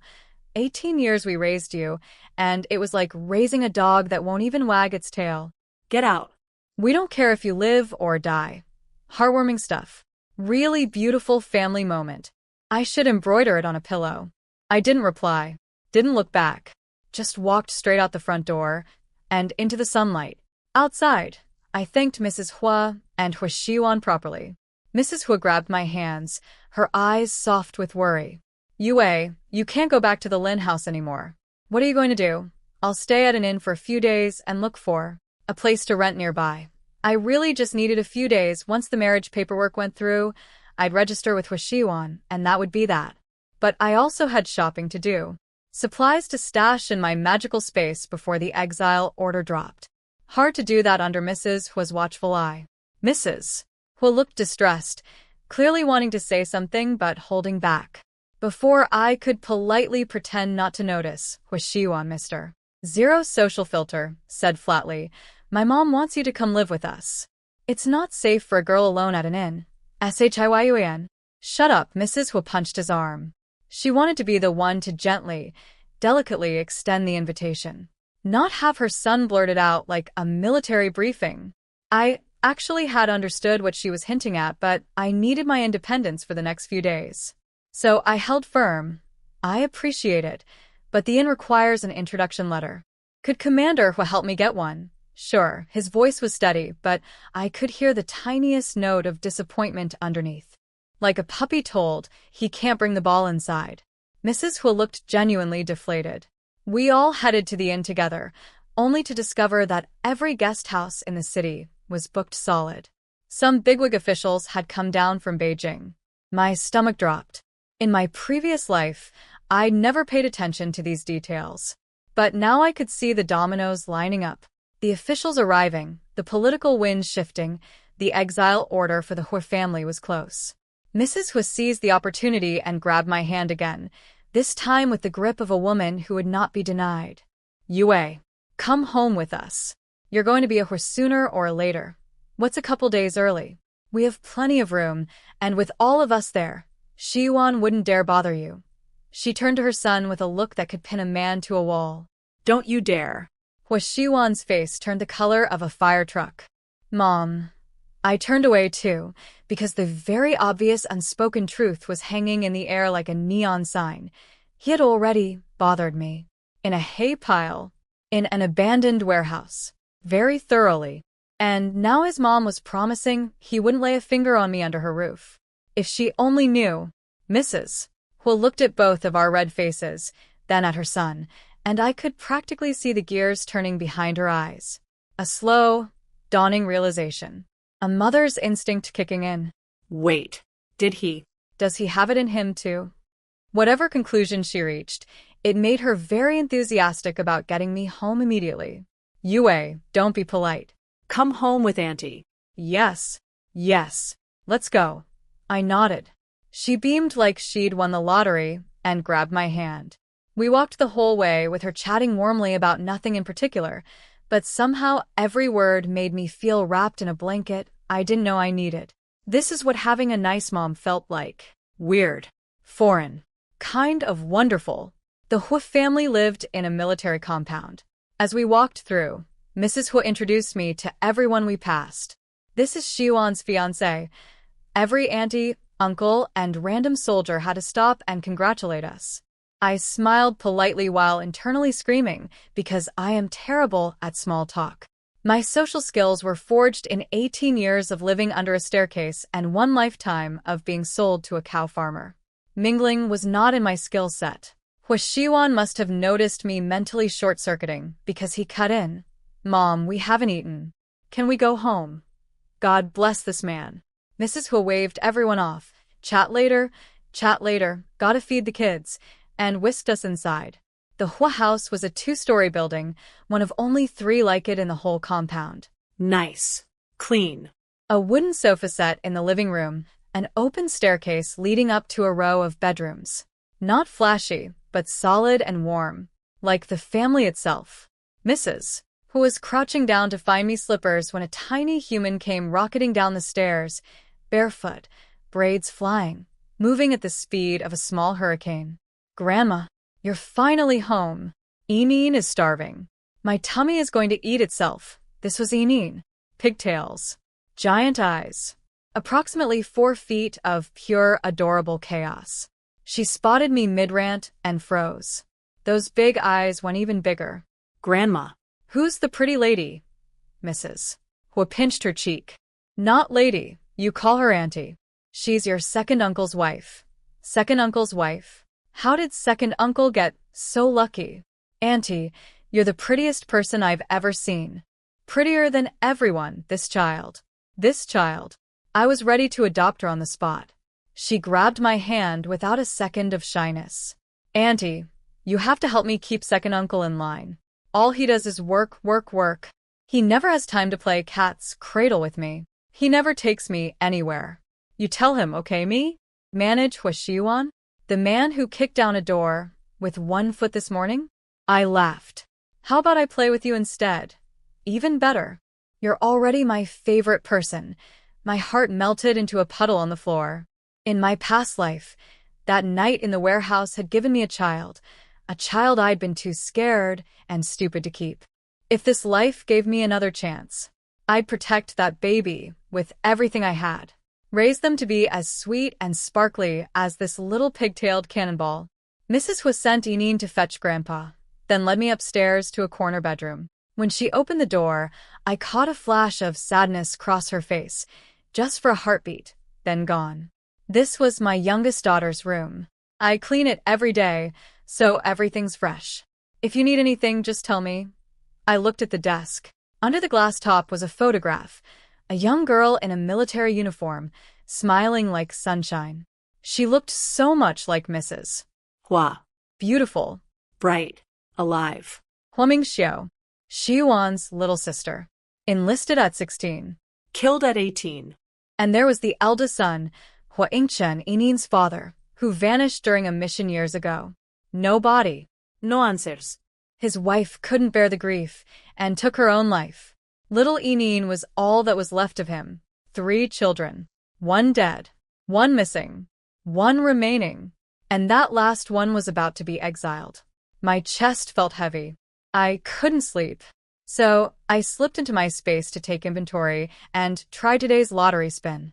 At least magical pocket dimensions don't have feelings. What I did not know, because I was happily rummaging through stolen furniture in an alternate dimension, was that downstairs, Hua Shiyuan was getting the beating of his life. His dad had him standing at attention by the door like a cadet who'd failed inspection. Father was sat on the sofa with the gravity of a military tribunal. Tell me to my face what your mother suspects. Is it true? Yes. No hesitation. No excuses. Just yes. Father Hua slammed the table. You animal. Where are your principles? Where is your discipline? Did you feed all your training to the dogs? Meanwhile, Mrs. Hua, hearing her son's confirmation, got sparkly eyes. Sparkly eyes. I honestly thought this idiot was going to die single without your grandmother arranging things. Who knew he actually had it in him? Yunjia, Father Hua pinched the bridge of his nose. His wife was reacting like their son had won an award instead of committed a serious breach of conduct. Mrs. Hua caught herself and quickly rearranged her face into stern mother mode. She pointed at Shiyuan. Although she's technically your future wife, you had no right to do that before the wedding. If I were Yue, I'd report you for assault and have you shot, Father Hua. He gave his wife a look that said you are not helping. She coughed and shuffled to the side. Father Hua sighed, pulled out a stick as thick as a man's wrist and asked, Do you know what you did wrong? Yes, Father. What did you do wrong? I took advantage of the situation. I shouldn't have treated Comrade Lin Yue that way. He meant it too. He was genuinely ashamed of not seeing through Jiao Jiao's trap and of not being able to control himself that night. Father Hua hefted the stick. Good. Because if I don't beat you today, I can't face that girl. Thwack. Right across the back. Hua Shiyuan grunted, but didn't make a sound. Jaw clenched. Taking it. Thwack. Thwack. Thwack. Father beat him like he was tenderizing beef. Mrs. Hua watched with the conflicted expression of a woman who is simultaneously proud her son found a wife and horrified at how he did it. None of them noticed the tiny spy on the staircase. Eneen was peeking through the railing, watching her beloved second uncle get whacked like a piñata. Second uncle never smiled much, but he was the one who bought her all her toys. What if Grandpa broke him? She thought hard. Then her eyes lit up. The pretty new auntie. SHE can fix this. She turned and sprinted toward my door. And I, blissfully unaware, elbow deep in stolen gold bars inside a magical pocket universe, had absolutely no idea I was about to be recruited for a rescue mission by a 6-year-old. I was in my space, happily counting stolen money like a dragon sitting on its hoard, when I heard knocking from the real world. Oh right, I was at the Hua house now. Actual people could come to my actual door. I popped back into reality and opened up, expecting a dinner invitation. Instead I got Eneen, tears streaming down her little face like a broken faucet. I knelt down. Eneen, what's wrong? Auntie, you have to save second uncle. Grandpa is so mad and second uncle is getting beaten to death. Why? What happened? Her big eyes rolled upward as she tried to recall the exact crime. Grandpa said. Second uncle bullied a nice girl. And he deserves to die. My face ignited. He told them? Hwashiwan actually went and told his parents about the warehouse? About us? What kind of man just volunteers that information to his father? The honorable kind, apparently. The stupid, noble, honest to a fault kind. I hesitated. This was family business. I'd been in this house for approximately 45 minutes. Inserting myself into a father-son disciplinary beating felt premature. Emin hugged my leg like a koala on a tree trunk. Please, Andy. Second uncle is a good person. He doesn't play with me, but he buys me toys. Grandpa's stick is as thick as a bowl. If Grandpa kills him, you won't have a husband and I won't have a second uncle. The logic was flawless. The delivery was devastating. This child could negotiate world peace. Okay. I'll go check. You stay up here and play, all right? Okay. Her tears evaporated instantly. Tini con artist. I took a deep breath and headed downstairs. Before I even reached the bottom, I could hear the dull thud of wood meeting flesh and father's booming voice. That girl is a guest in our home now. You take care of her properly. If I hear you've mistreated her again, I'll beat you harder. Thwack. And another thing. You've been a mute your whole life, never talked to anyone, and now you decide to get bold. She's gracious enough not to press charges. You know how serious the crackdown on misconduct is right now.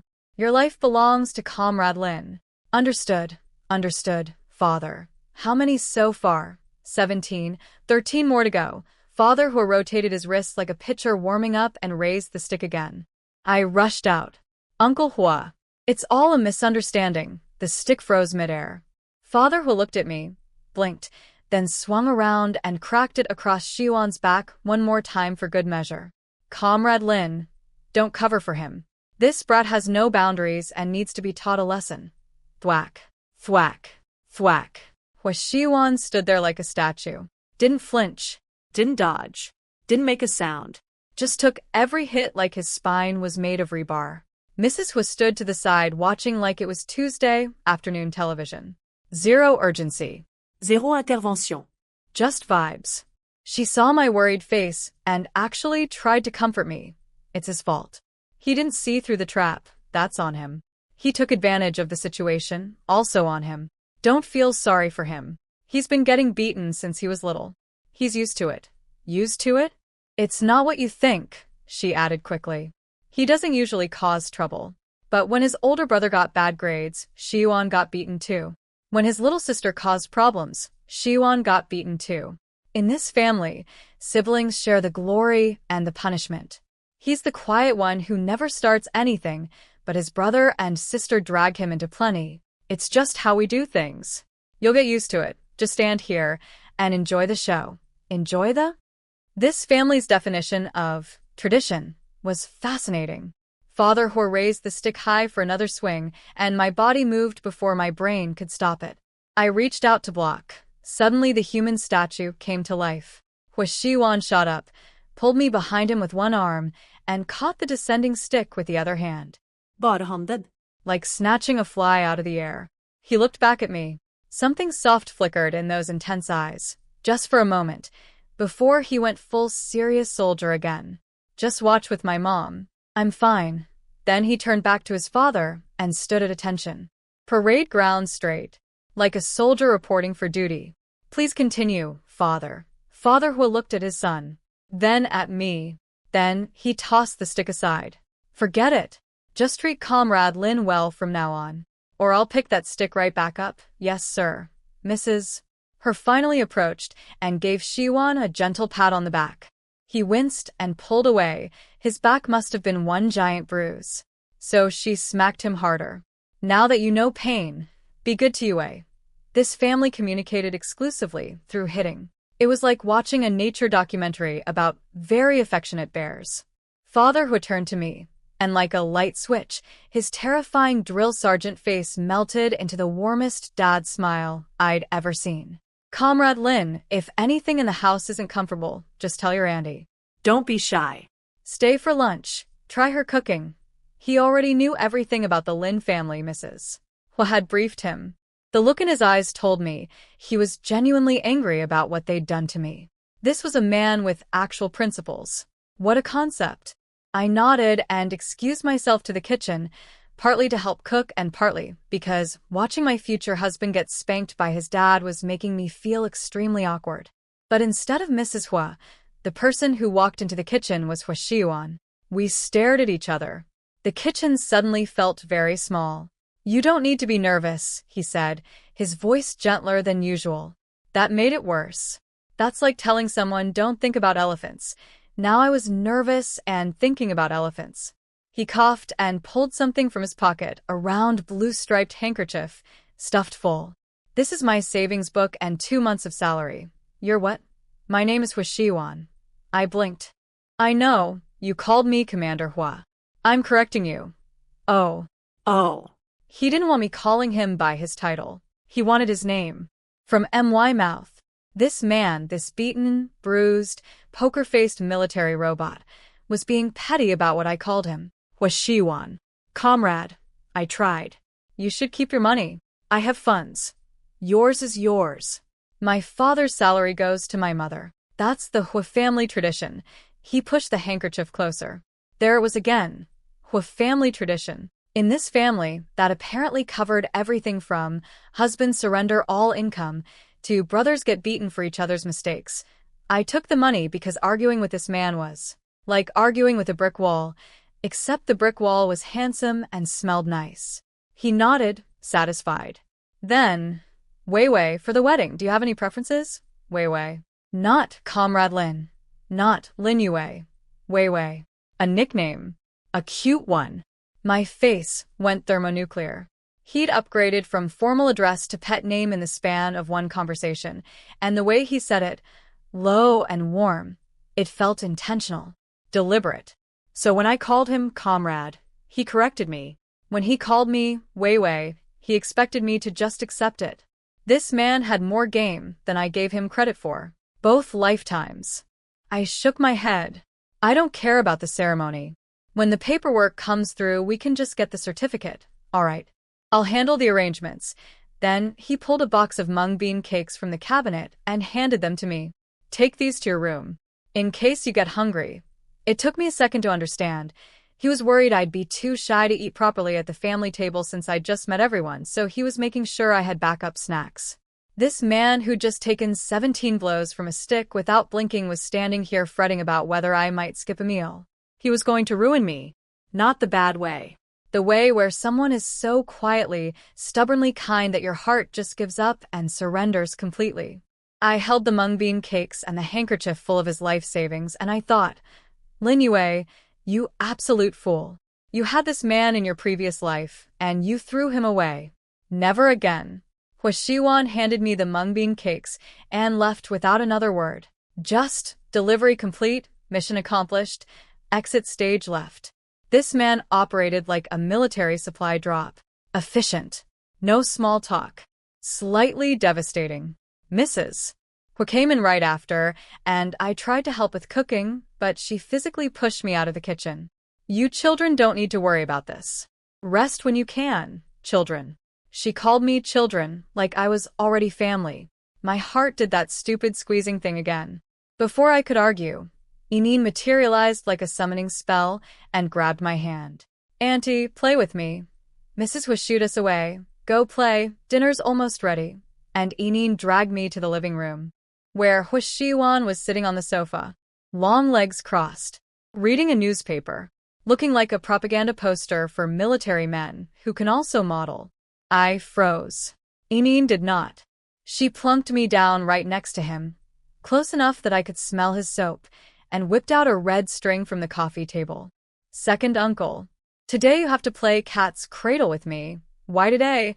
He didn't even look up from the paper. Voice flat, completely unbothered. Ineen put her hands on her hips with the authority of a tiny dictator. Because Auntie is here today.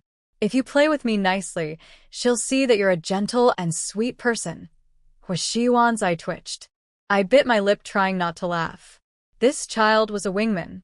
A 4-foot-tall, pig-tailed, ruthlessly effective wingman. I'll play with Ineen, I offered, trying to save him. Too late. He'd already put down the newspaper, taken the string, and started weaving. His long, elegant fingers looped and twisted the red cord into a perfect triangle-linked square pattern. Then he held it out for Enine. She squealed and dove in, her tiny hands working the string with expert speed. Then the little schemer, she swung the string right in front of my face. I played along and made my pattern. Enine bounced on the sofa like a popcorn kernel. Annie is so smart. Auntie smells so nice. Then she burrowed into my lap, grabbed my hand, and shoved it toward Huashiyuan. Your turn, second uncle. I try to pull back. Enine, you go. A hand closed around my wrist. Gentle but firm. I looked up. Huashiyuan let go of my wrist, his expression perfectly businesslike as he focused on the string still tangled between my fingers. His fingers threaded through the red cord on my hands, and every single time his fingertips brushed against mine, I felt it like a static shock. My skin was apparently made of nerve endings and nothing else. His hands were warm and slightly rough and very close, and his Adam's apple bobbed once, which meant he was feeling it too, and my ears were on fire. The tips. Burning. Full cremation. The atmosphere had gone from innocent children's game to whatever this is in about 4 seconds, and the only person who didn't notice was the 6-year-old orchestrating the whole thing. I opened my mouth to suggest we go play outside, anywhere that wasn't this sofa, but Enine was having the time of her life and absolutely refused to move. Then Huashiyuan looked at me. Directly. No newspaper shield. You don't want to be around me? Excuse me? Just out loud like that? No build-up? No segue? I shook my head frantically. He nodded like he'd just confirmed a supply order. Good. No need to be shy. We'll be spending a lot of time together. I had no response. My brain was buffering. The loading wheel was spinning. Then Enine, the mastermind, grabbed my hand and placed it directly into Huashiyuan's open palm. I yanked back. He held on. Huashiyuan, I said his name without thinking, trying to scold him, and he gripped tighter, looked at me with those dark eyes, and said in the most matter-of-fact tone imaginable, "That's a good way to say it. Keep using that one." Then he casually let go. Like nothing happened. I was a cooked shrimp, pink from head to toe. I scooped up Enine and fled to the doorway for fresh air before my face spontaneously combusted. A minute later, footsteps behind me. My whole body tensed. Dinner's ready. Oh, just dinner. Okay. Heart attack postponed. Enine zoomed inside ahead of me. As I walked past Huashiyuan, he spoke again, low and quiet. Tomorrow. Do you have plans? He was asking me on a date. In his own wooden, zero frills, military briefing way. I do, actually. All right, I could tell he was disappointed, but I had supplies to buy. The investigation team from Beijing was already in town. The exile order could drop any day. In my previous life, I'd heard the news 20 days from now, but the Hu family would know before that. Every day counted.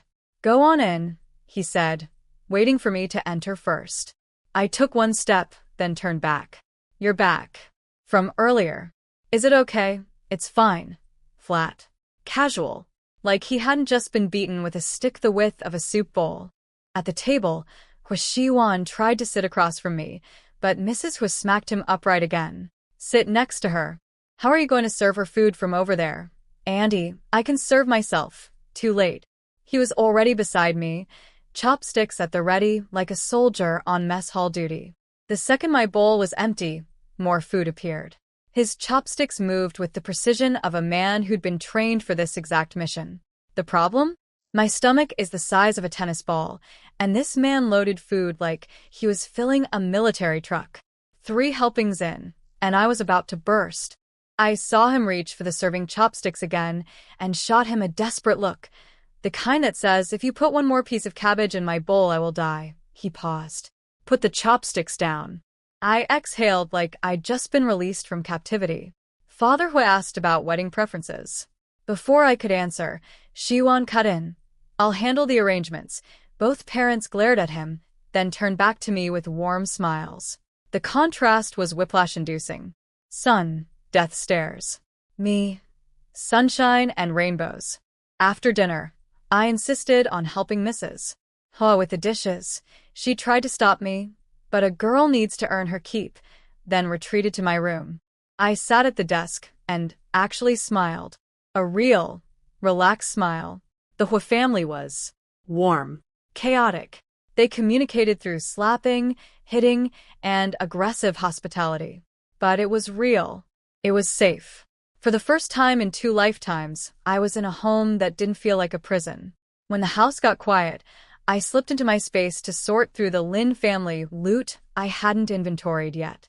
But before I could start, the lottery machine lit up, its start button flashing at me like an impatient toddler. Fine. Fine.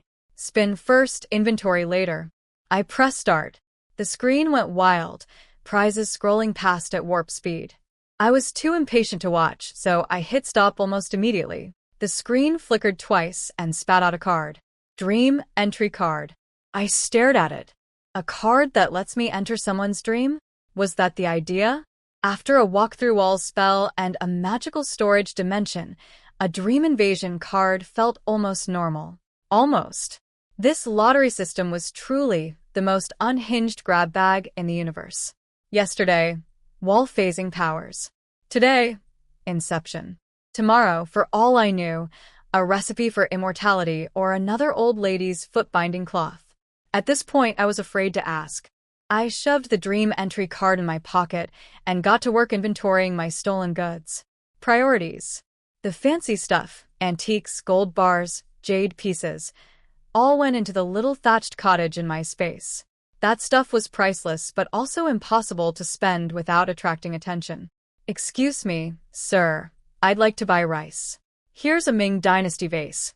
Yeah, no. What I could use? Cold hard cash and ration tickets. Final count from the Lin family heist, 23,000 yuan. Hundreds of pounds worth of grain tickets, oil tickets, and meat tickets. Enough cloth coupons to keep us dressed for 3 years. A stash of rare industrial coupons that were useless in the countryside but satisfying to have just because the Lins didn't have them anymore. Plus 3 bags of rice, 5 bags of flour, 8 10-pound jugs of soybean oil, and a collection of imported soap and shampoo that Mom had bought from overseas. Enough toiletries for a year or 2. I also found Grandma's old rosewood chest, full of small keepsakes. Nothing valuable by market standards, but priceless to me. The fact that Dad hadn't thrown it away was the one decent thing he'd ever done. Low bar, but I'd give him that. Still, the Hua family wasn't just me. There were multiple mouths to feed in exile. I needed more. Grain, vegetables, meat if the space kept things fresh. I made a shopping list. Some things from the state store, some things from the black market. Back in the real world, I was getting changed when I spotted Huashiwan's money and the dream entry card sitting on the desk. I checked his savings book. 3,000 yuan total, plus 145 in cash. 2 months of salary, and the man had spent 5 yuan. 5. What did he even buy? A single pair of socks? I put his money away safely, lay down on the bed, which was softer and sweeter smelling than anything I'd slept on in 2 lifetimes, and drifted off almost instantly. What I did not notice was the dream card glowing in the corner, dissolving into golden light, and floating directly into my brain. Huashiwan, he was on my bed. Just there. Suddenly. Like he'd been delivered by express mail. The way he was looking at me was not the way a proper military commander looks at anything. His eyes were dark, hungry, and his hand slid onto my waist like it belonged there. He stared at my lips, then kissed me. My brain and my heart simultaneously blew, every fuse they had. I pushed at his chest. Well, I tried to push. What came out of my mouth was, Huashiwan. Calm down. Except my voice sounded like warm honey dripping off a spoon. Where was the authority? Where was the firmness? I sounded like I was inviting him. That's not what I meant. He smiled, this slow, knowing smile that had no business being on the face of a man who reads newspapers with his legs crossed, and pulled off his shirt. Bronze skin. 6-pack. The whole package, literally on display like a museum exhibit. I swallowed. Audibly. His fingertips traced my lips. His mouth found my ear. Wei Wei, Alarm bells. Maximum alarm bells. We were in his parents' house. His father was downstairs. The man who hits his son with a bowl-thick stick. If they heard anything, I pressed my hands against his very solid, very warm, very distracting chest. I tried to say, "We can't." The words literally would not leave my mouth. Like someone had cast a mute spell on my common sense. His forehead was beading with sweat. His fingers drifted from my lips downward. I grabbed his wandering hand. "You promised you wouldn't bully me," he laughed. And kept going. Nighttime Hwashiwan was a completely different species from daytime Hwashiwan. During the day, white shirt buttoned to the top, ice-cold expression, don't talk to me energy. At night, white shirt half off, bedroom eyes, I will absolutely ruin you, and enjoy every second energy.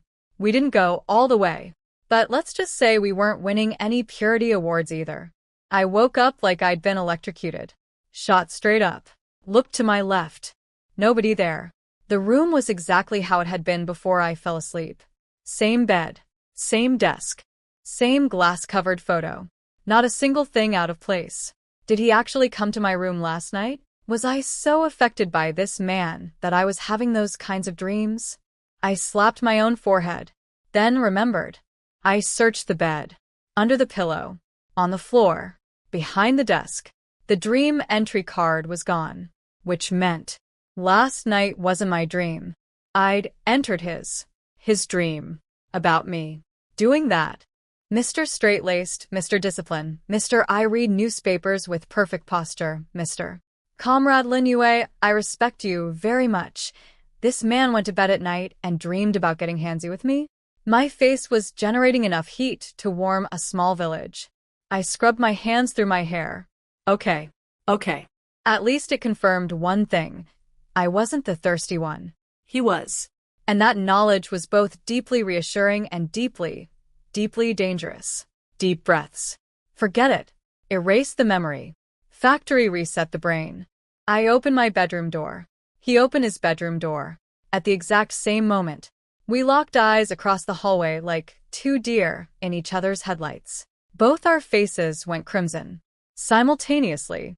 Like synchronized blushing. He coughed and rubbed his face with one hand, and I realized with horrifying clarity that he was trying to figure out if I was real or if he was still dreaming. Because in his version of events, he just had a very vivid dream about the girl who is now standing 3 feet away looking at him with a face like a tomato. "Morning," I squeaked. "Morning." His voice cracked on the single word. He bolted downstairs and left me the bathroom. A gentleman to the end, even when psychologically compromised. I locked the bathroom door, looked at my reflection, glowing red like a Christmas ornament, and exhaled for what felt like the first time in 12 hours. At breakfast, Mrs. Hua asked cheerfully, "Yue, did you sleep well?" "Great," I said with a smile. I could feel Hwashiwan's gaze drilling into the side of my head. I thought, "Yeah, I bet you slept great too, buddy. Real great." After breakfast, Mrs. Hua offered to come shopping with me. I declined. I had black market business to handle, and bringing my future mother-in-law to an illegal trading post seemed like a bad first impression. She gave me 100 yuan, and I took it because in a few weeks it would be seized anyway. Better in my space than in some government lockbox. I was walking toward the compound gate when I heard a bicycle bell behind me. "Of course. I'll take you." He stopped the bike beside me and waited. No question, no discussion. Just get on. I climbed onto the back, because honestly it was a long walk. "Thanks." He pedaled us all the way to the state store entrance. "Want me to wait?" "No, I'll browse on my own." He nodded, watched me walk inside, and finally rode away. But the second he disappeared, I felt eyes on me. Someone was watching. Today's lesson: never let your guard down just because a handsome man on a bicycle made you forget you have enemies. Today's agenda: shopping for survival supplies, dodging assassination attempts, and accidentally ruining my sister's love life. Just a normal Tuesday. So I hit the state store and went on a SPRE. First, gifts for the Hor family, nice belts, silk scarves, a toy for Yinin. This era didn't have a huge selection, but the display cases at the state store had some decent stuff. Most people could only window shop, but I had a pocket dimension full of stolen cash. So Christmas came early for the Huas. Then I pulled out 200 pounds of grain tickets, 20 pounds of sugar tickets, and a fistful of other ration coupons, and slapped them on the counter. The saleswoman's eyes nearly rolled out of her head. You want all of this? Today, I put on my best boring office worker face. Unit celebration. Big event. Can you deliver to a warehouse? She saw the tickets were legit. Dollar signs appeared in her eyes, and suddenly we were best friends. I also need 3 cases of powdered milk. 3 cases? That's 30 cans. She looked me up and down. I clearly didn't look like someone with a baby. Company benefit. Treating the workers. Wow, your company is amazing. Let me check the stock. She scurried off, and I glanced down at my stomach. After that warehouse night, there was a decent chance a tiny bean-sized human was already setting up camp in there. Last time, I'd had the baby and then destroyed everything. This time, if the little one came back, I'd be ready. Powdered milk was liquid gold in the countryside, nearly impossible to get. The saleswoman stacked 3 cases in front of me like a milk powder fortress. Too heavy to carry, too conspicuous to teleport into my space in public. I sweet-talked her into adding it to the warehouse delivery. Outside, I ducked into a back alley and shoved all the vegetables and meat I'd bought into my space. Scientific experiment time. Would the space preserve freshness? If yes, tomorrow I was hitting the black market for 1,000 pounds of produce and meat. If no, well, at least I'd have some very sad wilted cabbage. I grabbed the gift bags for the Huas and headed out of the alley. A sack came flying at my face. Lin Yuhao, lurking behind the corner with a burlap bag, ready to stuff me inside like a feral cat being taken to the vet. I tried to dodge, but he was too close. I braced for impact. Wham! A blur of motion from behind me. Someone's foot connected with Yuhao's midsection and launched him sideways like a football. Miss, are you all right? I steadied myself against the stranger's arm and looked up. My brain stalled. Zhou Xia, the Zhou Xia, Jiao Jiao's future husband, the rich Beijing prince she was planning to seduce 5 years ahead of schedule. Standing right here. In my city. Right now. He wasn't supposed to be here yet. What was he doing in town? Miss, he caught the shock on my face and looked confused. To him, we were total strangers. To me, this was the man who, in my previous life, married Jiao Jiao and lived the high life while I rotted in a cow shed. I thanked him quickly and stepped back. Distance. I needed distance from this walking plot complication. Before Zhou Xia could ask if I was okay, a shriek erupted from behind us. Lin Yuwei, you little, Jiao Jiao.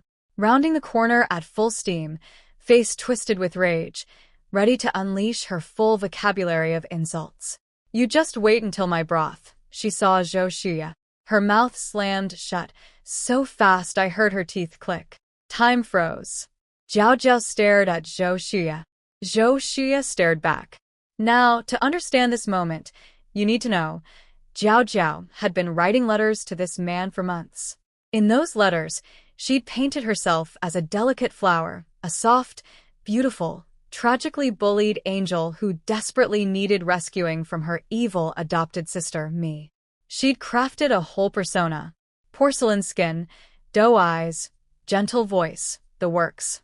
What Zhou Xia was looking at right now was a girl with a hacked-up disaster haircut, courtesy of my scissors, wearing a wrinkled yellow dress, face contorted mid-scream, spit literally flying from her mouth, radiating the energy of someone who eats glass for breakfast. Not exactly the delicate flower from the letters. Jiao Jiao's hands flew to her hair, then her dress, then her hair again. She smoothed, she tugged, she panicked. She looked like someone trying to clean their apartment 30 seconds before their date arrives, except the date was already standing there watching. Yuhao, still on the ground from being kicked, grabbed her sleeve. Jiao Jiao, that tramp got back up. I couldn't avenge you. Jiao Jiao clamped her hand over his mouth so fast she nearly dislocated his jaw. Do not blow her cover. Not now. Not in front of him. She switched modes instantly. The screaming banshee vanished. In her place, a soft, teary-eyed angel. Yuhao, we're family. Let's not talk about revenge. Even if sister hurts us, we shouldn't stoop to her level. But Jiao Jiao, you're too nice. That's why she keeps bullying you. Yuhao, honey, you're not helping. I decided this was too perfect to waste. I turned to Zhou Xuya with my most innocent expression. Sir, these two are my adoptive parents' children, Lin Jiaojiao and Lin Yuhao. They were here to ambush me with that sack. Thank you so much for saving me. Jiao Jiao looked like I'd just set her hair on fire. Again. Lin Yue, you're lying. She covered her face with one hand, terrified of being recognized. In her letters, she'd built a fantasy version of herself. Meeting Zhou Xuya while looking like a half-plucked chicken, screaming obscenities in the street, with her brother openly confessing to attempted assault? This was the opposite of the plan. I could see the gears grinding behind her eyes. If he connects Lin Jiaojiao, the letter writer, with Lin Jiaojiao, the street screamer, it's over. Zhou Xuya looked at her with mild curiosity. Lin Jiaojiao. Just hearing him say her name made Jiao Jiao's entire body flush. She touched her destroyed hair, tried to look demure, and went with a classic. Do I know you? Inside, she was screaming with excitement. He knows my name. From the letters. He's going to recognize me and sweep me off my feet. Even with bad hair. Our connection will. Zhou Xuya turned to me. His eyes lingered on my face, no makeup, clear eyes, the kind of face you remember, and then looked back at Jiao Jiao. The contrast was not in her favor. This girl was the sweet, innocent victim from the letters, and this girl, calm, articulate, just nearly assaulted, was supposedly the evil schemer? Miss, Jiao Jiao called out, desperate. Do you know me? Zhou Xuya looked at her one more time, then turned to me with a polite, definitive headshake. No. I don't know her. 3 words. 3 little words.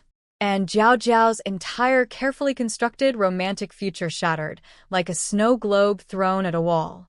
I turned away so she wouldn't see my smile. Dream on, little sis. Dream on. I smiled to myself. In this life, Jiao Jiao's marry a rich Beijing prince. Fantasy just lost 50% of its HP. And baby brother was about to deliver the killing blow. Jiao Jiao was standing there, struck by lightning for the second time this week. Zhou Xuya had looked her dead in the face and said, I don't know her. Meanwhile, his eyes kept drifting back to me like I was a magnet, and he was a very confused paperclip. The jealousy radiating off Jiao Jiao could have powered a small city. She marched up to me, saccharin's smile plastered on. Sister, Yuhao was just playing around. Don't take it seriously. I slapped her. Not hard. More of a pop. Casual, even. I was just playing around too. Don't take it seriously, Lin Yu. She was vibrating with rage, but Zhou Xuya was right there watching, so she couldn't go full psycho mode. The internal conflict was practically visible, like watching someone try to swallow a live wasp.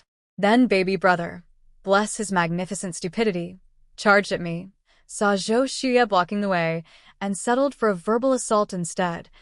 How dare you hit my sister? Mom and Dad were right to throw you out. You can't compare to Jiao Jiao in any way. My Jiao Jiao is about to marry a rich young master from Beijing. You can go suffer with that wooden block with Xiyuan. The silence that followed was exquisite. Jiao Jiao's face went from red to white to translucent. She looked like she wanted the earth to crack open and swallow her whole. She did not look at Zhou Xuya.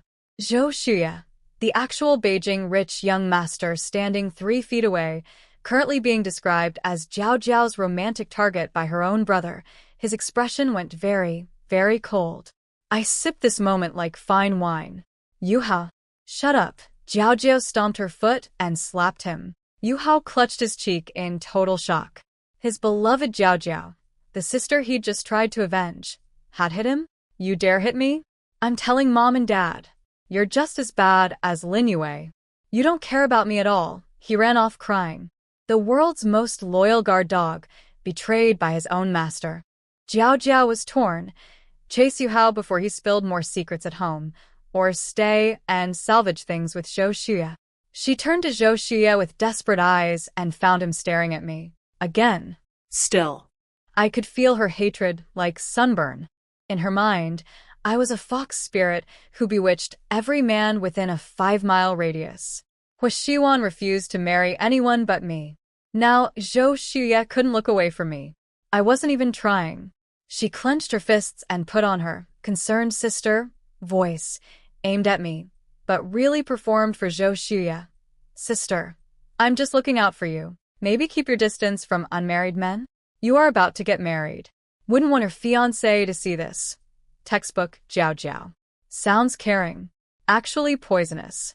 She was trying to make Zhou Xuya think I was taking goods and simultaneously make me look suspicious. I blinked innocently.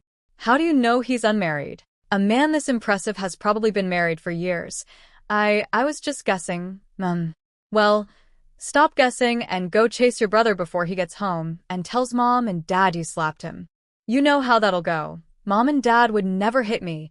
The confidence of a girl who still hasn't figured out she's a chess piece, not a player. I shrugged. Your call. Then I turned to Zhou Xuya. Sorry you had to see all that. Let me buy you lunch at the state restaurant up the street. It's the least I can do after you saved me. That's really not necessary. His mouth said, not necessary. His feet said, already walking. As we headed off together, neither of us gave Jiao Jiao a second glance. She followed us for about half a block like a stray cat that wouldn't take a hint. I stopped. Why are you following us, sister? Let me guess. You've suddenly developed feelings for this gentleman? Funny. I could have sworn you were secretly writing letters to some boy. What was that about? I was not. No love letters. Or no boy. Checkmate. She couldn't chase Zhou Xuya without me exposing the letter-writing campaign. She couldn't deny the letters without me revealing more details. She was trapped. She finally stopped, straightened herself up, and delivered one last performance. Sister, I truly do wish you well. If you want private time with this gentleman, I won't interfere. But maybe don't let your fiancé find out? Just looking out for you. Thanks so much, I said with a smile warm enough to melt glaciers. She stormed off, and I could practically see the frustration coming off her in waves. All her carefully saved-up moves, all her little poison darts, bouncing right off me and stabbing her instead. Good. Walking with Zhou Xuya, I could tell he was reassessing everything. The Lin Yue from Jiao Jiao's letters, scheming, cruel, manipulative, and the Lin Yue standing next to him, calm, kind, slightly amused, did not match. At all. Meanwhile, Jiao Jiao, who was supposed to be the sweet victim, she'd shown up screaming obscenities. Her brother had confessed to attempted assault and announced her gold-digging plans, and she'd slapped said brother in public. Not exactly the delicate flower from the correspondence. He let out a small, rueful laugh. I caught it. He caught me catching it, and his expression went serious. I think I owe you an apology. And this meal should be on me. For what? I told a lie back there. He paused. I don't know who she is. I'd already guessed that. He'd recognized Jiao Jiao's name from the letters. But he'd chosen to deny it, right to her face. Because what he'd just witnessed didn't match what he'd been sold. I didn't want to get into it. This wasn't my drama to unpack. We're strangers who crossed paths. You help me, I'm buying lunch. Everything else is irrelevant. He studied me for a moment. What if I told you that someone's words once made me dislike a person I'd never met, but now that I've seen her with my own eyes, she's nothing like what I was told? Should I apologize to her? Was the person telling you these things close to the one they were describing? Closer than I am, at least. Sounds like they weren't that close either. If someone badmouths a person they barely know and convinces you to hate a stranger, that's on them for lying and on you for buying it. Just do better going forward. He smiled. A real one. Well said. May I know your name? Lin Yue. And you? Zhou Xuya. He extended his hand for a shake. I smiled but didn't take it. This life, Zhou Xuya and I had exactly one meal's worth of fate. That was it. He was a decent man with terrible taste in women, at least in the previous timeline. Maybe this time he'd choose better. But it wouldn't be my problem. We chatted lightly as we walked. He was everything Hwashiwan wasn't. Refined, gentle, polished, the kind of man who'd never blurt out, "You don't want to be around me?" over Cat's cradle. In my past life, We'd lived under the same roof for 10 years while I served as Jiao Jiao's nanny. He'd been the only person in that household who treated me like a human being. Good man. Truly terrible taste in wives. We were almost at the restaurant when I looked across the street and my stomach did a backflip. Huashiwan. Standing on the opposite sidewalk, arms at his sides, watching me walk next to Zhou Xue with an expression that could freeze a volcano. Oh no! I spotted Huashiwan across the street looking at me, and Zhou Xue like a wolf watching someone pet his favorite sheep. Time to defuse this bomb immediately. I pointed across the road. Mr. Zhou, that's my fiancé coming to pick me up. Then I waved like a golden retriever spotting its owner. Huashiwan. I'm over here. He narrowed those dark eyes and crossed the street. Now I had two tall, handsome men standing on either side of me, sizing each other up like rival chess players. The testosterone in the air could have peeled paint. Shiwan, this is Mr. Zhou. He helped me when Jiao Jiao and Yu Hao tried to jump me outside the store. Shiwan's attention snapped to me instantly. Are you hurt? He looked me over head to toe like a medic assessing battlefield damage. I'm Fine. Thanks to Mr. Zhou. Shiwan extended his hand to Zhou Xue. Thank you. They shook hands. Firm. Brief. The universal male handshake of, I acknowledge you exist, but I am watching you. Then they separated like two magnets of the same pole. I suggested we all eat together at the state restaurant, and Shiwan agreed.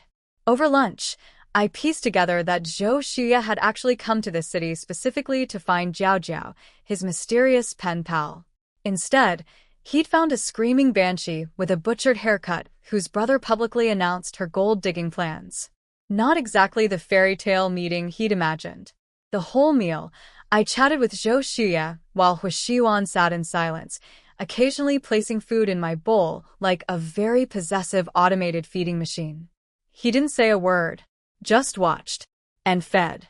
Watched and fed. When I called the waitress to pay, she took one look at us, determined I was with Shiwan, and positioned herself squarely in front of him. Without missing a beat, he looked up at her and said, completely deadpan, Comrade, I've turned over my entire salary to my wife. Then he looked at me. The waitress looked at me. Zhou Xue looked at me. I scrambled for my wallet so fast I nearly dropped it. Wife. We weren't even married yet, and he was already using me as his financial excuse? I mean, he did give me all his money, but hearing him say it out loud to a stranger, after paying, we walked outside, and Shiwan smoothly took over the conversation with Zhou Xue, polite, efficient, goodbye, done. No lingering. No extra words. Military precision socializing. Zhou Xue glanced at me one last time before leaving. Just a look. But it was the kind of look that said more than it should have. On the bike ride home, Shiwan was quiet. Too quiet. The dangerous kind of quiet. Finally, I didn't expect the Lin family would still try to hurt you. They won't be able to much longer. More silence. I could feel the unasked question hanging between us like a storm cloud. Then, low and careful. You seem more comfortable with him. That man. So he was jealous. Mr. Iron Discipline, Mr. I don't show emotions, was sitting on a bicycle sulking because I'd chatted more naturally with Zhou Xue than with him. And, honestly, he wasn't wrong. If you counted both lifetimes, Shiwan and I had basically slept together twice and shared some awkward bicycle rides. Zhou Xue and I had lived under the same roof for a decade. Of course I was more relaxed around Zhou Xue, but Zhou Xue was my past. This grumpy, jealous, impossibly noble man peddling me home was my future. I bit my lip. Then slowly, carefully, I reached out and pinched the corner of his shirt between my fingers. Just the hem. Just barely. He felt it. I know he felt it because the bicycle suddenly accelerated like someone had strapped a rocket to it. His legs pumped faster, his back straightened, and I swear the tips of his ears went pink. I laughed quietly. This man was so easy to make happy. One pinch of his shirt, and he turned into a human speedboat. We didn't talk much the rest of the way, but the air between us was warm and light. Like we'd said everything we needed to without saying anything at all. As we neared the house, he spoke up. Wei Wei, we're almost there. I'm going to break. My heart fluttered. He remembered. The first time, I'd smashed my forehead into his back because he stopped too suddenly. Now he was giving me advance warning. This man cataloged every tiny detail and filed it under things to never let happen again. I braced myself. He stopped gently. Perfect landing. I hopped off and reached for the gift bags hanging on the handlebars, but he grabbed them first. I'll carry these. We're family, you don't need to be so formal. Your parents let me stay here. The least I can do is bring gifts. Okay, whatever you want. His voice went soft on that last part. Dangerously soft. The kind of soft that makes you forget your own name. I snuck a look at him. Jiao Jiao had called this man a wooden block. A boring log. This man was about as boring as a forest fire. He just burned quietly from the inside. At dinner, he announced the marriage paperwork was approved. Already, the whole family machine moved fast. Everyone started discussing wedding plans, but my mind kept drifting to the warehouse. I had a delivery of supplies waiting to be teleported into my space. Huashiwan noticed my distraction, but he misread it completely. He thought I was sad because I had no family to invite to the wedding. No parents. No one on my side. Sweet of him. Wrong, but sweet. He cut the conversation short. After dishes, I mentioned wanting to take a walk. He followed me outside. Wei. I stopped, not wanting him to tag along to an illegal supply pickup. But before I could make an excuse, he took my hand. After the wedding, I'll contact my army friends in the Northeast. I'll help find your birth parents. Oh, that's why he'd been acting weird all evening. The wedding talk, the no family sadness he'd imagined, his jealousy melting into concern. He'd been thinking about this the whole time. About me. About the parents I'd never known. My eyes softened. This man. I made a decision. Partial honesty. I actually need to go somewhere. Will you take me? Yes. No questions. No hesitation. Just yes. The warehouse I'd arranged as the delivery point was the same abandoned warehouse where we'd first. You know, when Huashiwan realized where we were going, his eyebrows shot up. Why here? His voice had a slight edge. The, I'm trying to be cool, but I'm remembering everything, edge. I didn't explain. Can you wait at the far exit for me? He gave me a long, searching look, then turned and walked away without a word. Trust embodied. A delivery truck arrived with my supplies. I convinced the driver to take a break while the factory workers unloaded. The second he was out of sight, yoink, every bag of rice, every can of powdered milk, everything vacuumed into my space in under a minute. When the driver came back, the truck was empty. He scratched his head. He hadn't seen anyone else go in or out. But the truck was empty, so. Job done? He drove off, confused but unbothered. I found Huashiwan exactly where he said he'd be, leaning against a tree, waiting. He looked up when I appeared. He didn't ask what I'd been doing. On the ride home, he didn't ask. Walking through the compound, he didn't ask. The silence was starting to make me squirm.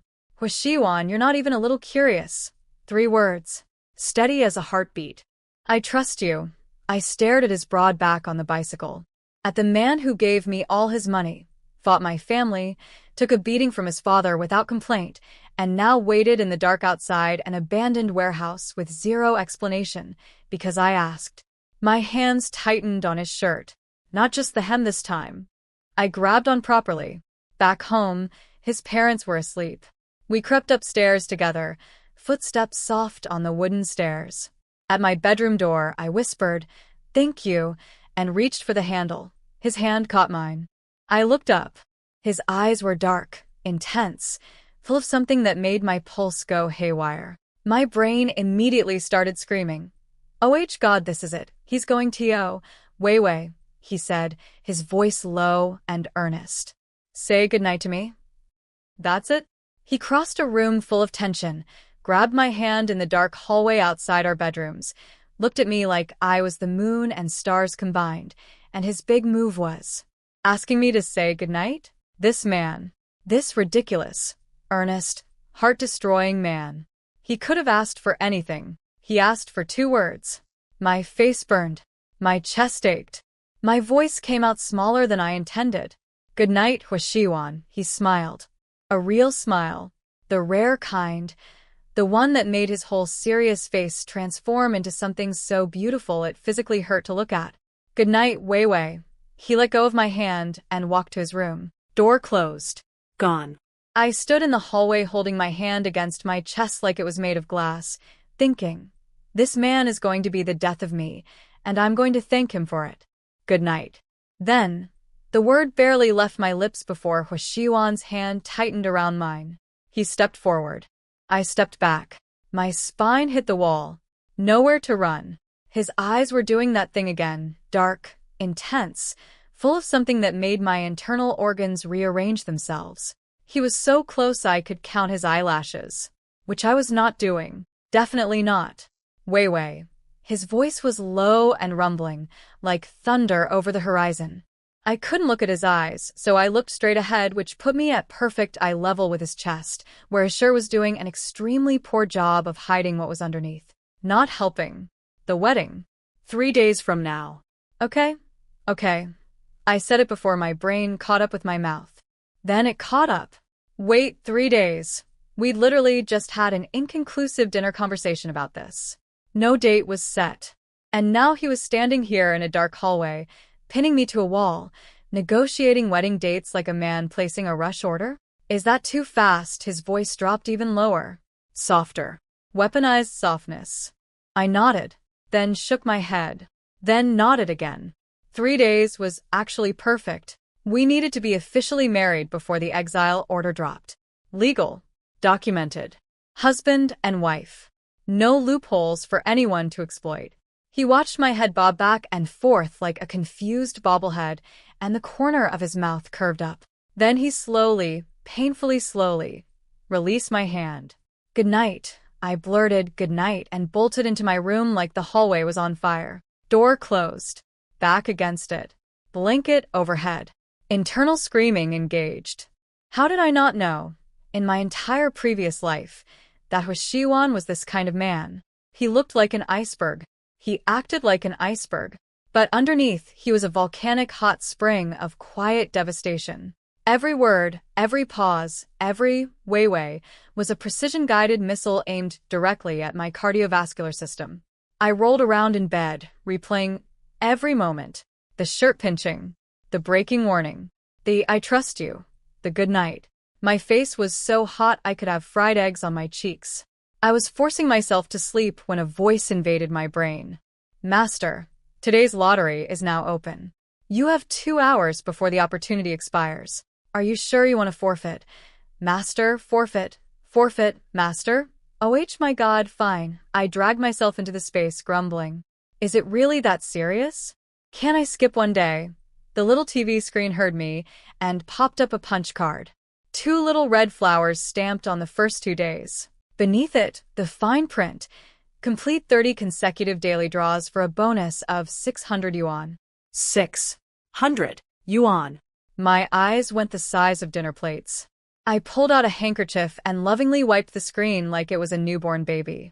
Did this machine understand what 600 yuan meant in 1970? That was months of salary. That was a fortune. Okay. New rule. I would never miss a daily draw. Ever. Even if it gave me someone's used underwear. The 600 yuan was non-negotiable. I slammed the start button. The screen went berserk. An item labeled Enemy's Underpants scrolled past, and my eye twitched violently. If I actually won that, then a car flashed across the screen. Big shiny letters. Rolls-Royce Phantom. I had no idea what that was, but it looked expensive. I lunged for the stop button, but it was already gone. Then in rapid succession, a jade bracelet, a Western-style house, a sweaty undershirt, a male model, and unused toilet paper. This lottery was designed by a lunatic. I surrendered to fate and hit stop. The screen glitched, stuttered, and spat out a card. I picked it up, half dreading another dream invasion ticket. Enemy plan prediction card. Oh. Now we were talking. Sebastian. I want to know Lin Jiao's next move. Clang. The world shifted. Suddenly, I was standing inside the Lin house.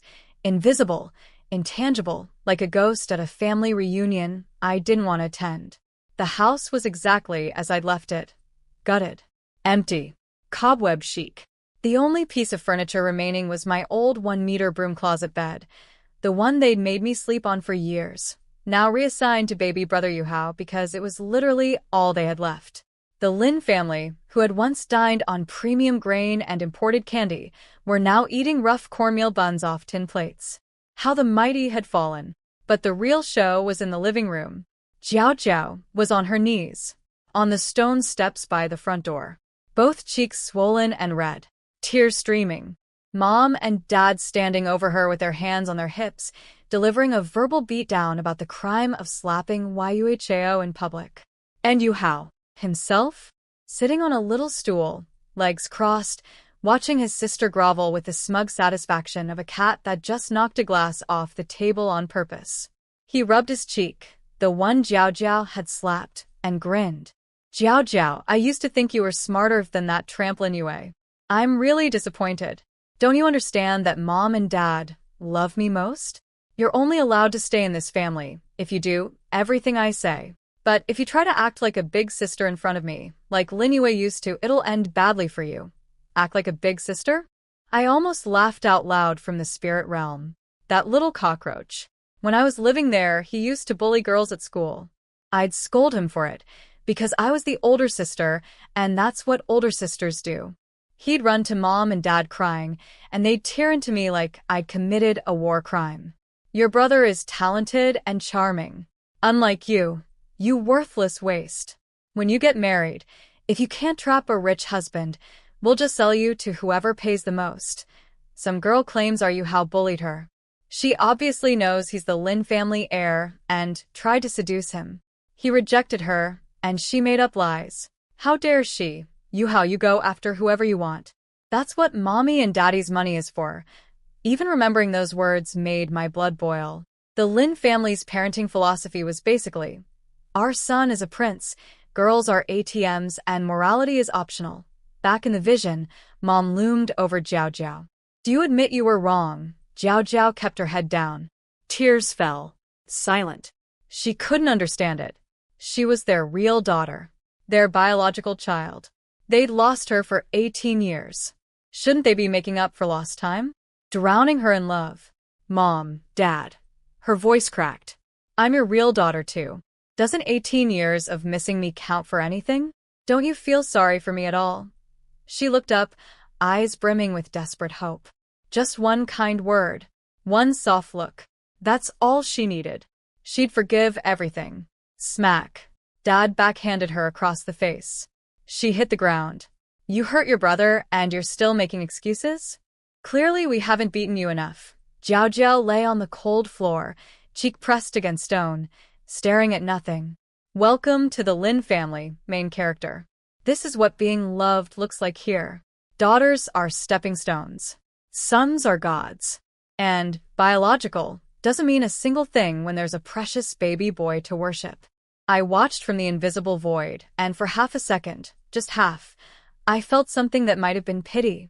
Jiao Jiao had stolen my life, destroyed my reputation, and gotten me sold to an old man. She deserved consequences. But nobody deserved this family. The pity lasted exactly as long as it took me to remember the cow shed I died in. Then it evaporated.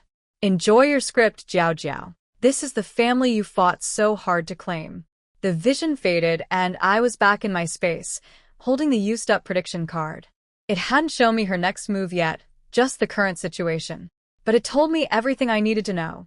The Lin family was broken, and eating each other alive. I didn't need to do anything else. The trash was taking itself out. Jiao Jiao was on the floor, crying, face swollen like a pufferfish. Mom stomped toward her with murder eyes, and Jiao Jiao crumbled faster than a sandcastle in a tsunami. Mom, I'm sorry. I'm sorry. Mom looked at her like something stuck to her shoe. Don't apologize to me. Apologize to your brother. Jiao Jiao looked at Yuhao. He was sitting on his little stool like a tiny emperor on a throne, legs crossed, watching her grovel with the satisfied expression of a cat that just pushed a vase off a shelf. She ground her teeth down to the gums. I'm sorry. What was that? Couldn't hear you, how? I'm sorry. I shouldn't have hit you. He clapped his hands in delight, waddled over, and pinched her swollen cheek with his pudgy fingers. See, Jiao Jiao? You're smarter than Lin Yue. That tramp would rather die than apologize to me. If her bones were as soft as yours, she wouldn't have gotten beaten so much. Jiao Jiao flinched.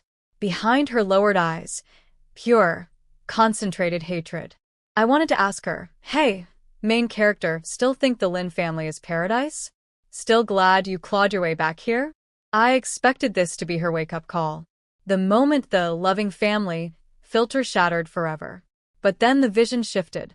Jiao Jiao was back in her empty room, sitting at a desk, writing something. I moved closer and looked over her shoulder. My blood turned to ice. She was writing a report, a formal denunciation, against Hu Shiyuan, against me. She was going to report that Hu Shiyuan was unfaithful to his engagement, that we'd had an illicit relationship, that I was pregnant. She wanted to destroy his career, destroy my reputation, and sacrifice my unborn child as ammunition. This wasn't just revenge. This was a precision airstrike on everything I cared about. Then, as if the universe wanted to make absolutely sure I understood what kind of creature I was dealing with, Jiao Jiao muttered under her breath. Lin Yue, if it weren't for you, I would have grown up with MY parents. They would have loved me from the start. They wouldn't look down on me for being raised by country people. All of my pain is because of you. You all deserve to die. I stopped, looked at her. She blamed me for being swapped at birth. Me, a baby. An infant who had zero say in anything. As if I'd crawled out of my crib, drafted a diabolical plan, and personally orchestrated a baby exchange. And those horrible country parents she'd slandered? The Qian family who supposedly abused her? They had 3 sons and still sent her to school. In rural China, in this era, that meant they loved her. Genuinely, deeply loved her. And she'd repaid them by telling everyone they were dead and that they'd tortured her. Fine. She wanted to play dirty? She wanted to target my baby and my husband? The Lins thought they were too good for rural life? They looked down on country people? They wanted to pretend they were sophisticated city aristocrats? Then they could enjoy what was coming. Because I was about to make sure every single one of them got a very intimate, very permanent introduction to rural living. Stupid piece of... I was back in my room, punching my pillow like it owed me money. The Lin family DNA was strong. Not a single normal brain cell in the entire bloodline. Wei, what's wrong? I nearly jumped out of my skin. Footsteps at the door. In my panic, I swung my legs off the bed and slammed my shin into the wooden bed frame. Wei, his voice was urgent now. Worried. I'm fine. Everything's fine. I hobbled to the door and opened it. Hu Shiyuan's tall frame filled the entire doorway like a human wall. He looked down at me, did a quick visual scan, and then violently turned his head away. I blinked, looked down. My nightgown strap had slipped off my shoulder, and I was showing approximately 3 times more skin than appropriate for a hallway conversation with a man who'd recently been beaten by his father for exactly this type of situation. I yanked my clothes up, grabbed a jacket, threw it on, and returned to the door with the dignity of someone who definitely did not just flash her fiancé. He was crouching in front of me. His gaze traveled downward, and I stumbled backward in alarm, but he caught my ankle. Gently. His eyes weren't on anything scandalous. They were on the gash on my shin. Blood was trickling down from where I'd scraped it on the bed frame. Does it hurt? He was holding my ankle like it was made of glass, looking up at me with those impossibly earnest eyes. I shook my head. I did not like this configuration, him kneeling, me standing over him, his hand warm around my ankle. My brain was overheating. I dropped into a squat, so we were eye level. Wait here. I have disinfectant in my room. No, it's fine really. This is nothing. When I was little I got beaten way worse than this and nothing ever. He stood up, picked me up like I weighed nothing, and carried me into his room. I was too shocked to resist. Hu Shiyuan, you. Small wounds get infected if you ignore them. Wei, you can't get sick before the wedding. He set me on his bed. His bed. Which smelled like soap and military discipline, and something uniquely him. The room was simple. Desk, wardrobe, single bed with army green sheets. Everything about it screamed, "Serious man lives here." He rummaged through his desk and produced a metal first aid box. Popped it open. Inside, hydrogen peroxide and gauze. The second I saw that bottle, I regretted every life choice that led me to this moment. Deep breath.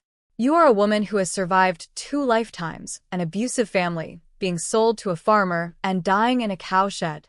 You can handle a little disinfect. He dipped a cotton swab in the hydrogen peroxide and moved it toward my leg. I grabbed his wrist. Actually, you know what, let's not. This'll heal by morning. I've had way bigger wounds. Seriously, when I was a kid, I got hit so much that, da-da. I stopped mid-sentence because he had wrapped both arms around me, and in one smooth motion, I was sitting on his lap. On his lap. My entire nervous system went into full meltdown. Every cell in my body was simultaneously on fire and frozen solid. I gripped the hem of my jacket so hard my knuckles went white and tried to tuck my head into my own chest cavity. His mouth was right next to my ear. Wei, the wound is a bit deep. If wood splinters got inside, it'll get infected. His voice was soft, gentle. The voice of a man who is definitely, absolutely, 100% taking advantage of a medical situation to hold a girl on his lap. And he knew it. And I knew he knew it. And he knew I knew he knew it. I nodded frantically while staring at the hydrogen peroxide bottle like it was a loaded weapon. A pause. Then a quiet laugh against my ear. A sigh. Okay, we won't use that one. He set me back on the bed and left. I heard his footsteps going downstairs. I pressed both hands against my face. Hwashiwan. This man. Did he take a secret romance class? Was there a military training module called How to Emotionally Devastate Your Fiancé in 3 Easy Steps? The house was dead silent. The only sound was my heartbeat, which was loud enough to wake up the entire compound. 2 minutes later, footsteps coming back up. I sat up ramrod straight, hands folded in my lap like a student waiting for the teacher. He came back with a bottle of iodine, knelt in front of me again, gently lifted my leg, and rested my calf on his knee. This one doesn't sting. He dabbed the iodine on slowly, carefully, and every few seconds he blew cool air across the wound. Soft little breaths, like he was cooling a spoonful of soup for a child. Those tiny puffs of air traveled up my leg, through my bloodstream, and detonated somewhere in my chest. Each breath was a small explosion of tenderness that I had absolutely no defense against. He wrapped the white gauze around my shin, each loop gentle, precise, like he was handling something precious. When he finished, he lowered my leg with the same care, looked up, and met my eyes. And I was done. Completely, irreversibly done. This man, who gave me all his money without being asked, who stood between me and my abusers without flinching, who took a beating from his own father without complaint, who went downstairs at midnight to find a gentler antiseptic because I was scared of the stinging kind. This man had wrapped gauze around my shin and somehow bandaged up too. Lifetimes of damage along with it. I sat there looking at him looking at me, and I thought, you have no idea how much I'm going to love you. And this time, I will never, ever let you go. What's wrong? Hwashiwan saw the tears pooling in my eyes and immediately went into emergency mode. The wound, it hurts that badly. He sat next to me and lifted my leg onto his knee like it was the most natural thing in the world. Like he'd been doing this for years. Like my shin was his personal responsibility now. I shook my head. It doesn't hurt. He sighed softly, then scooped me up like a bride being carried over a threshold. Except we weren't married yet, and this was the hallway. I grabbed his collar on reflex, which yanked us face to face, noses almost touching. I froze. Started to pull back. He smiled. You can do whatever you want to me. SIR. We are in your parents' house. Your father owns a very big stick. He carried me back to my room in about 3 strides, stupid long legs, and set me on the bed. I tried to get up, but his hand landed gently on my shoulder, pushing me back down. He pulled the blanket over me like he was tucking in a child, looked at me with those devastating dark eyes, and murmured, Wei, good night. Good night. He left. I lay there burning like a furnace. I kicked the blanket off, stared at the ceiling, replayed every single moment.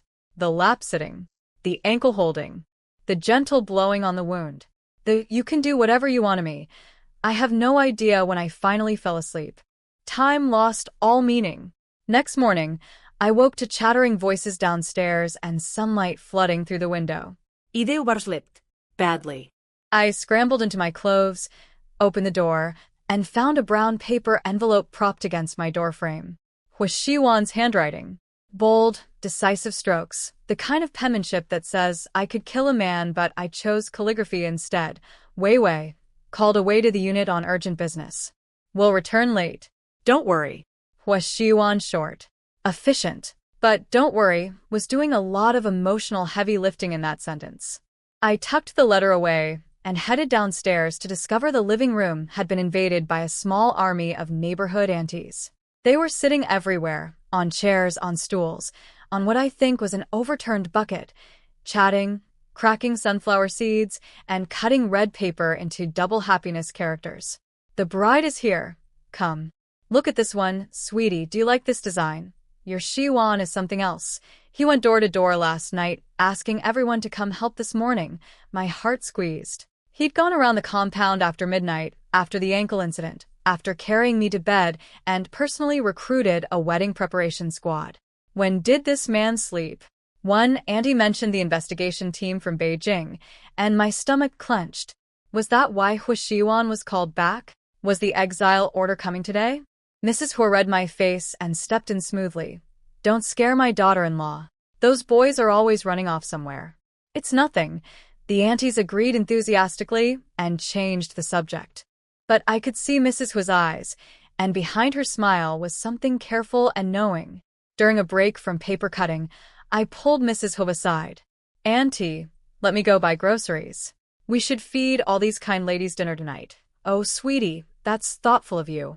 In our compound, when one family has something going on, everyone pitches in. If you can afford dinner, great. If not, just shoo them out at mealtime." I patted my pocket. Shiwan gave me money. Plenty. Her face lit up like sunrise. Good boy, he already knows to hand over his salary to the wife. Wife. There was that word again, making my face do things. I said goodbye to the aunties and dashed out.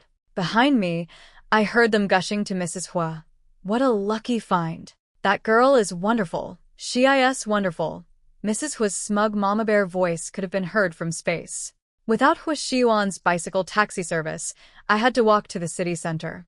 1 full hour of hoofing it. My legs were filing a formal complaint. First stop, the mailbox. I pulled out a letter I'd prepared and dropped it in. A report.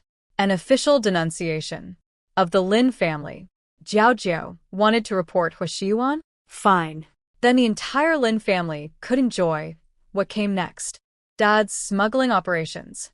Mom's overseas asset transfers. The Hong Kong shipping receipts. All of it, neatly documented, ready for the authorities. They hated rural life. They sneered at country people. They thought they were above it all. Then let them experience mandatory rural re-education up close and personal. Enjoy the countryside, Linz. And Jiao Jiao, as long as she stayed in the city, she was a loaded weapon pointed at me and Hua Shiwan.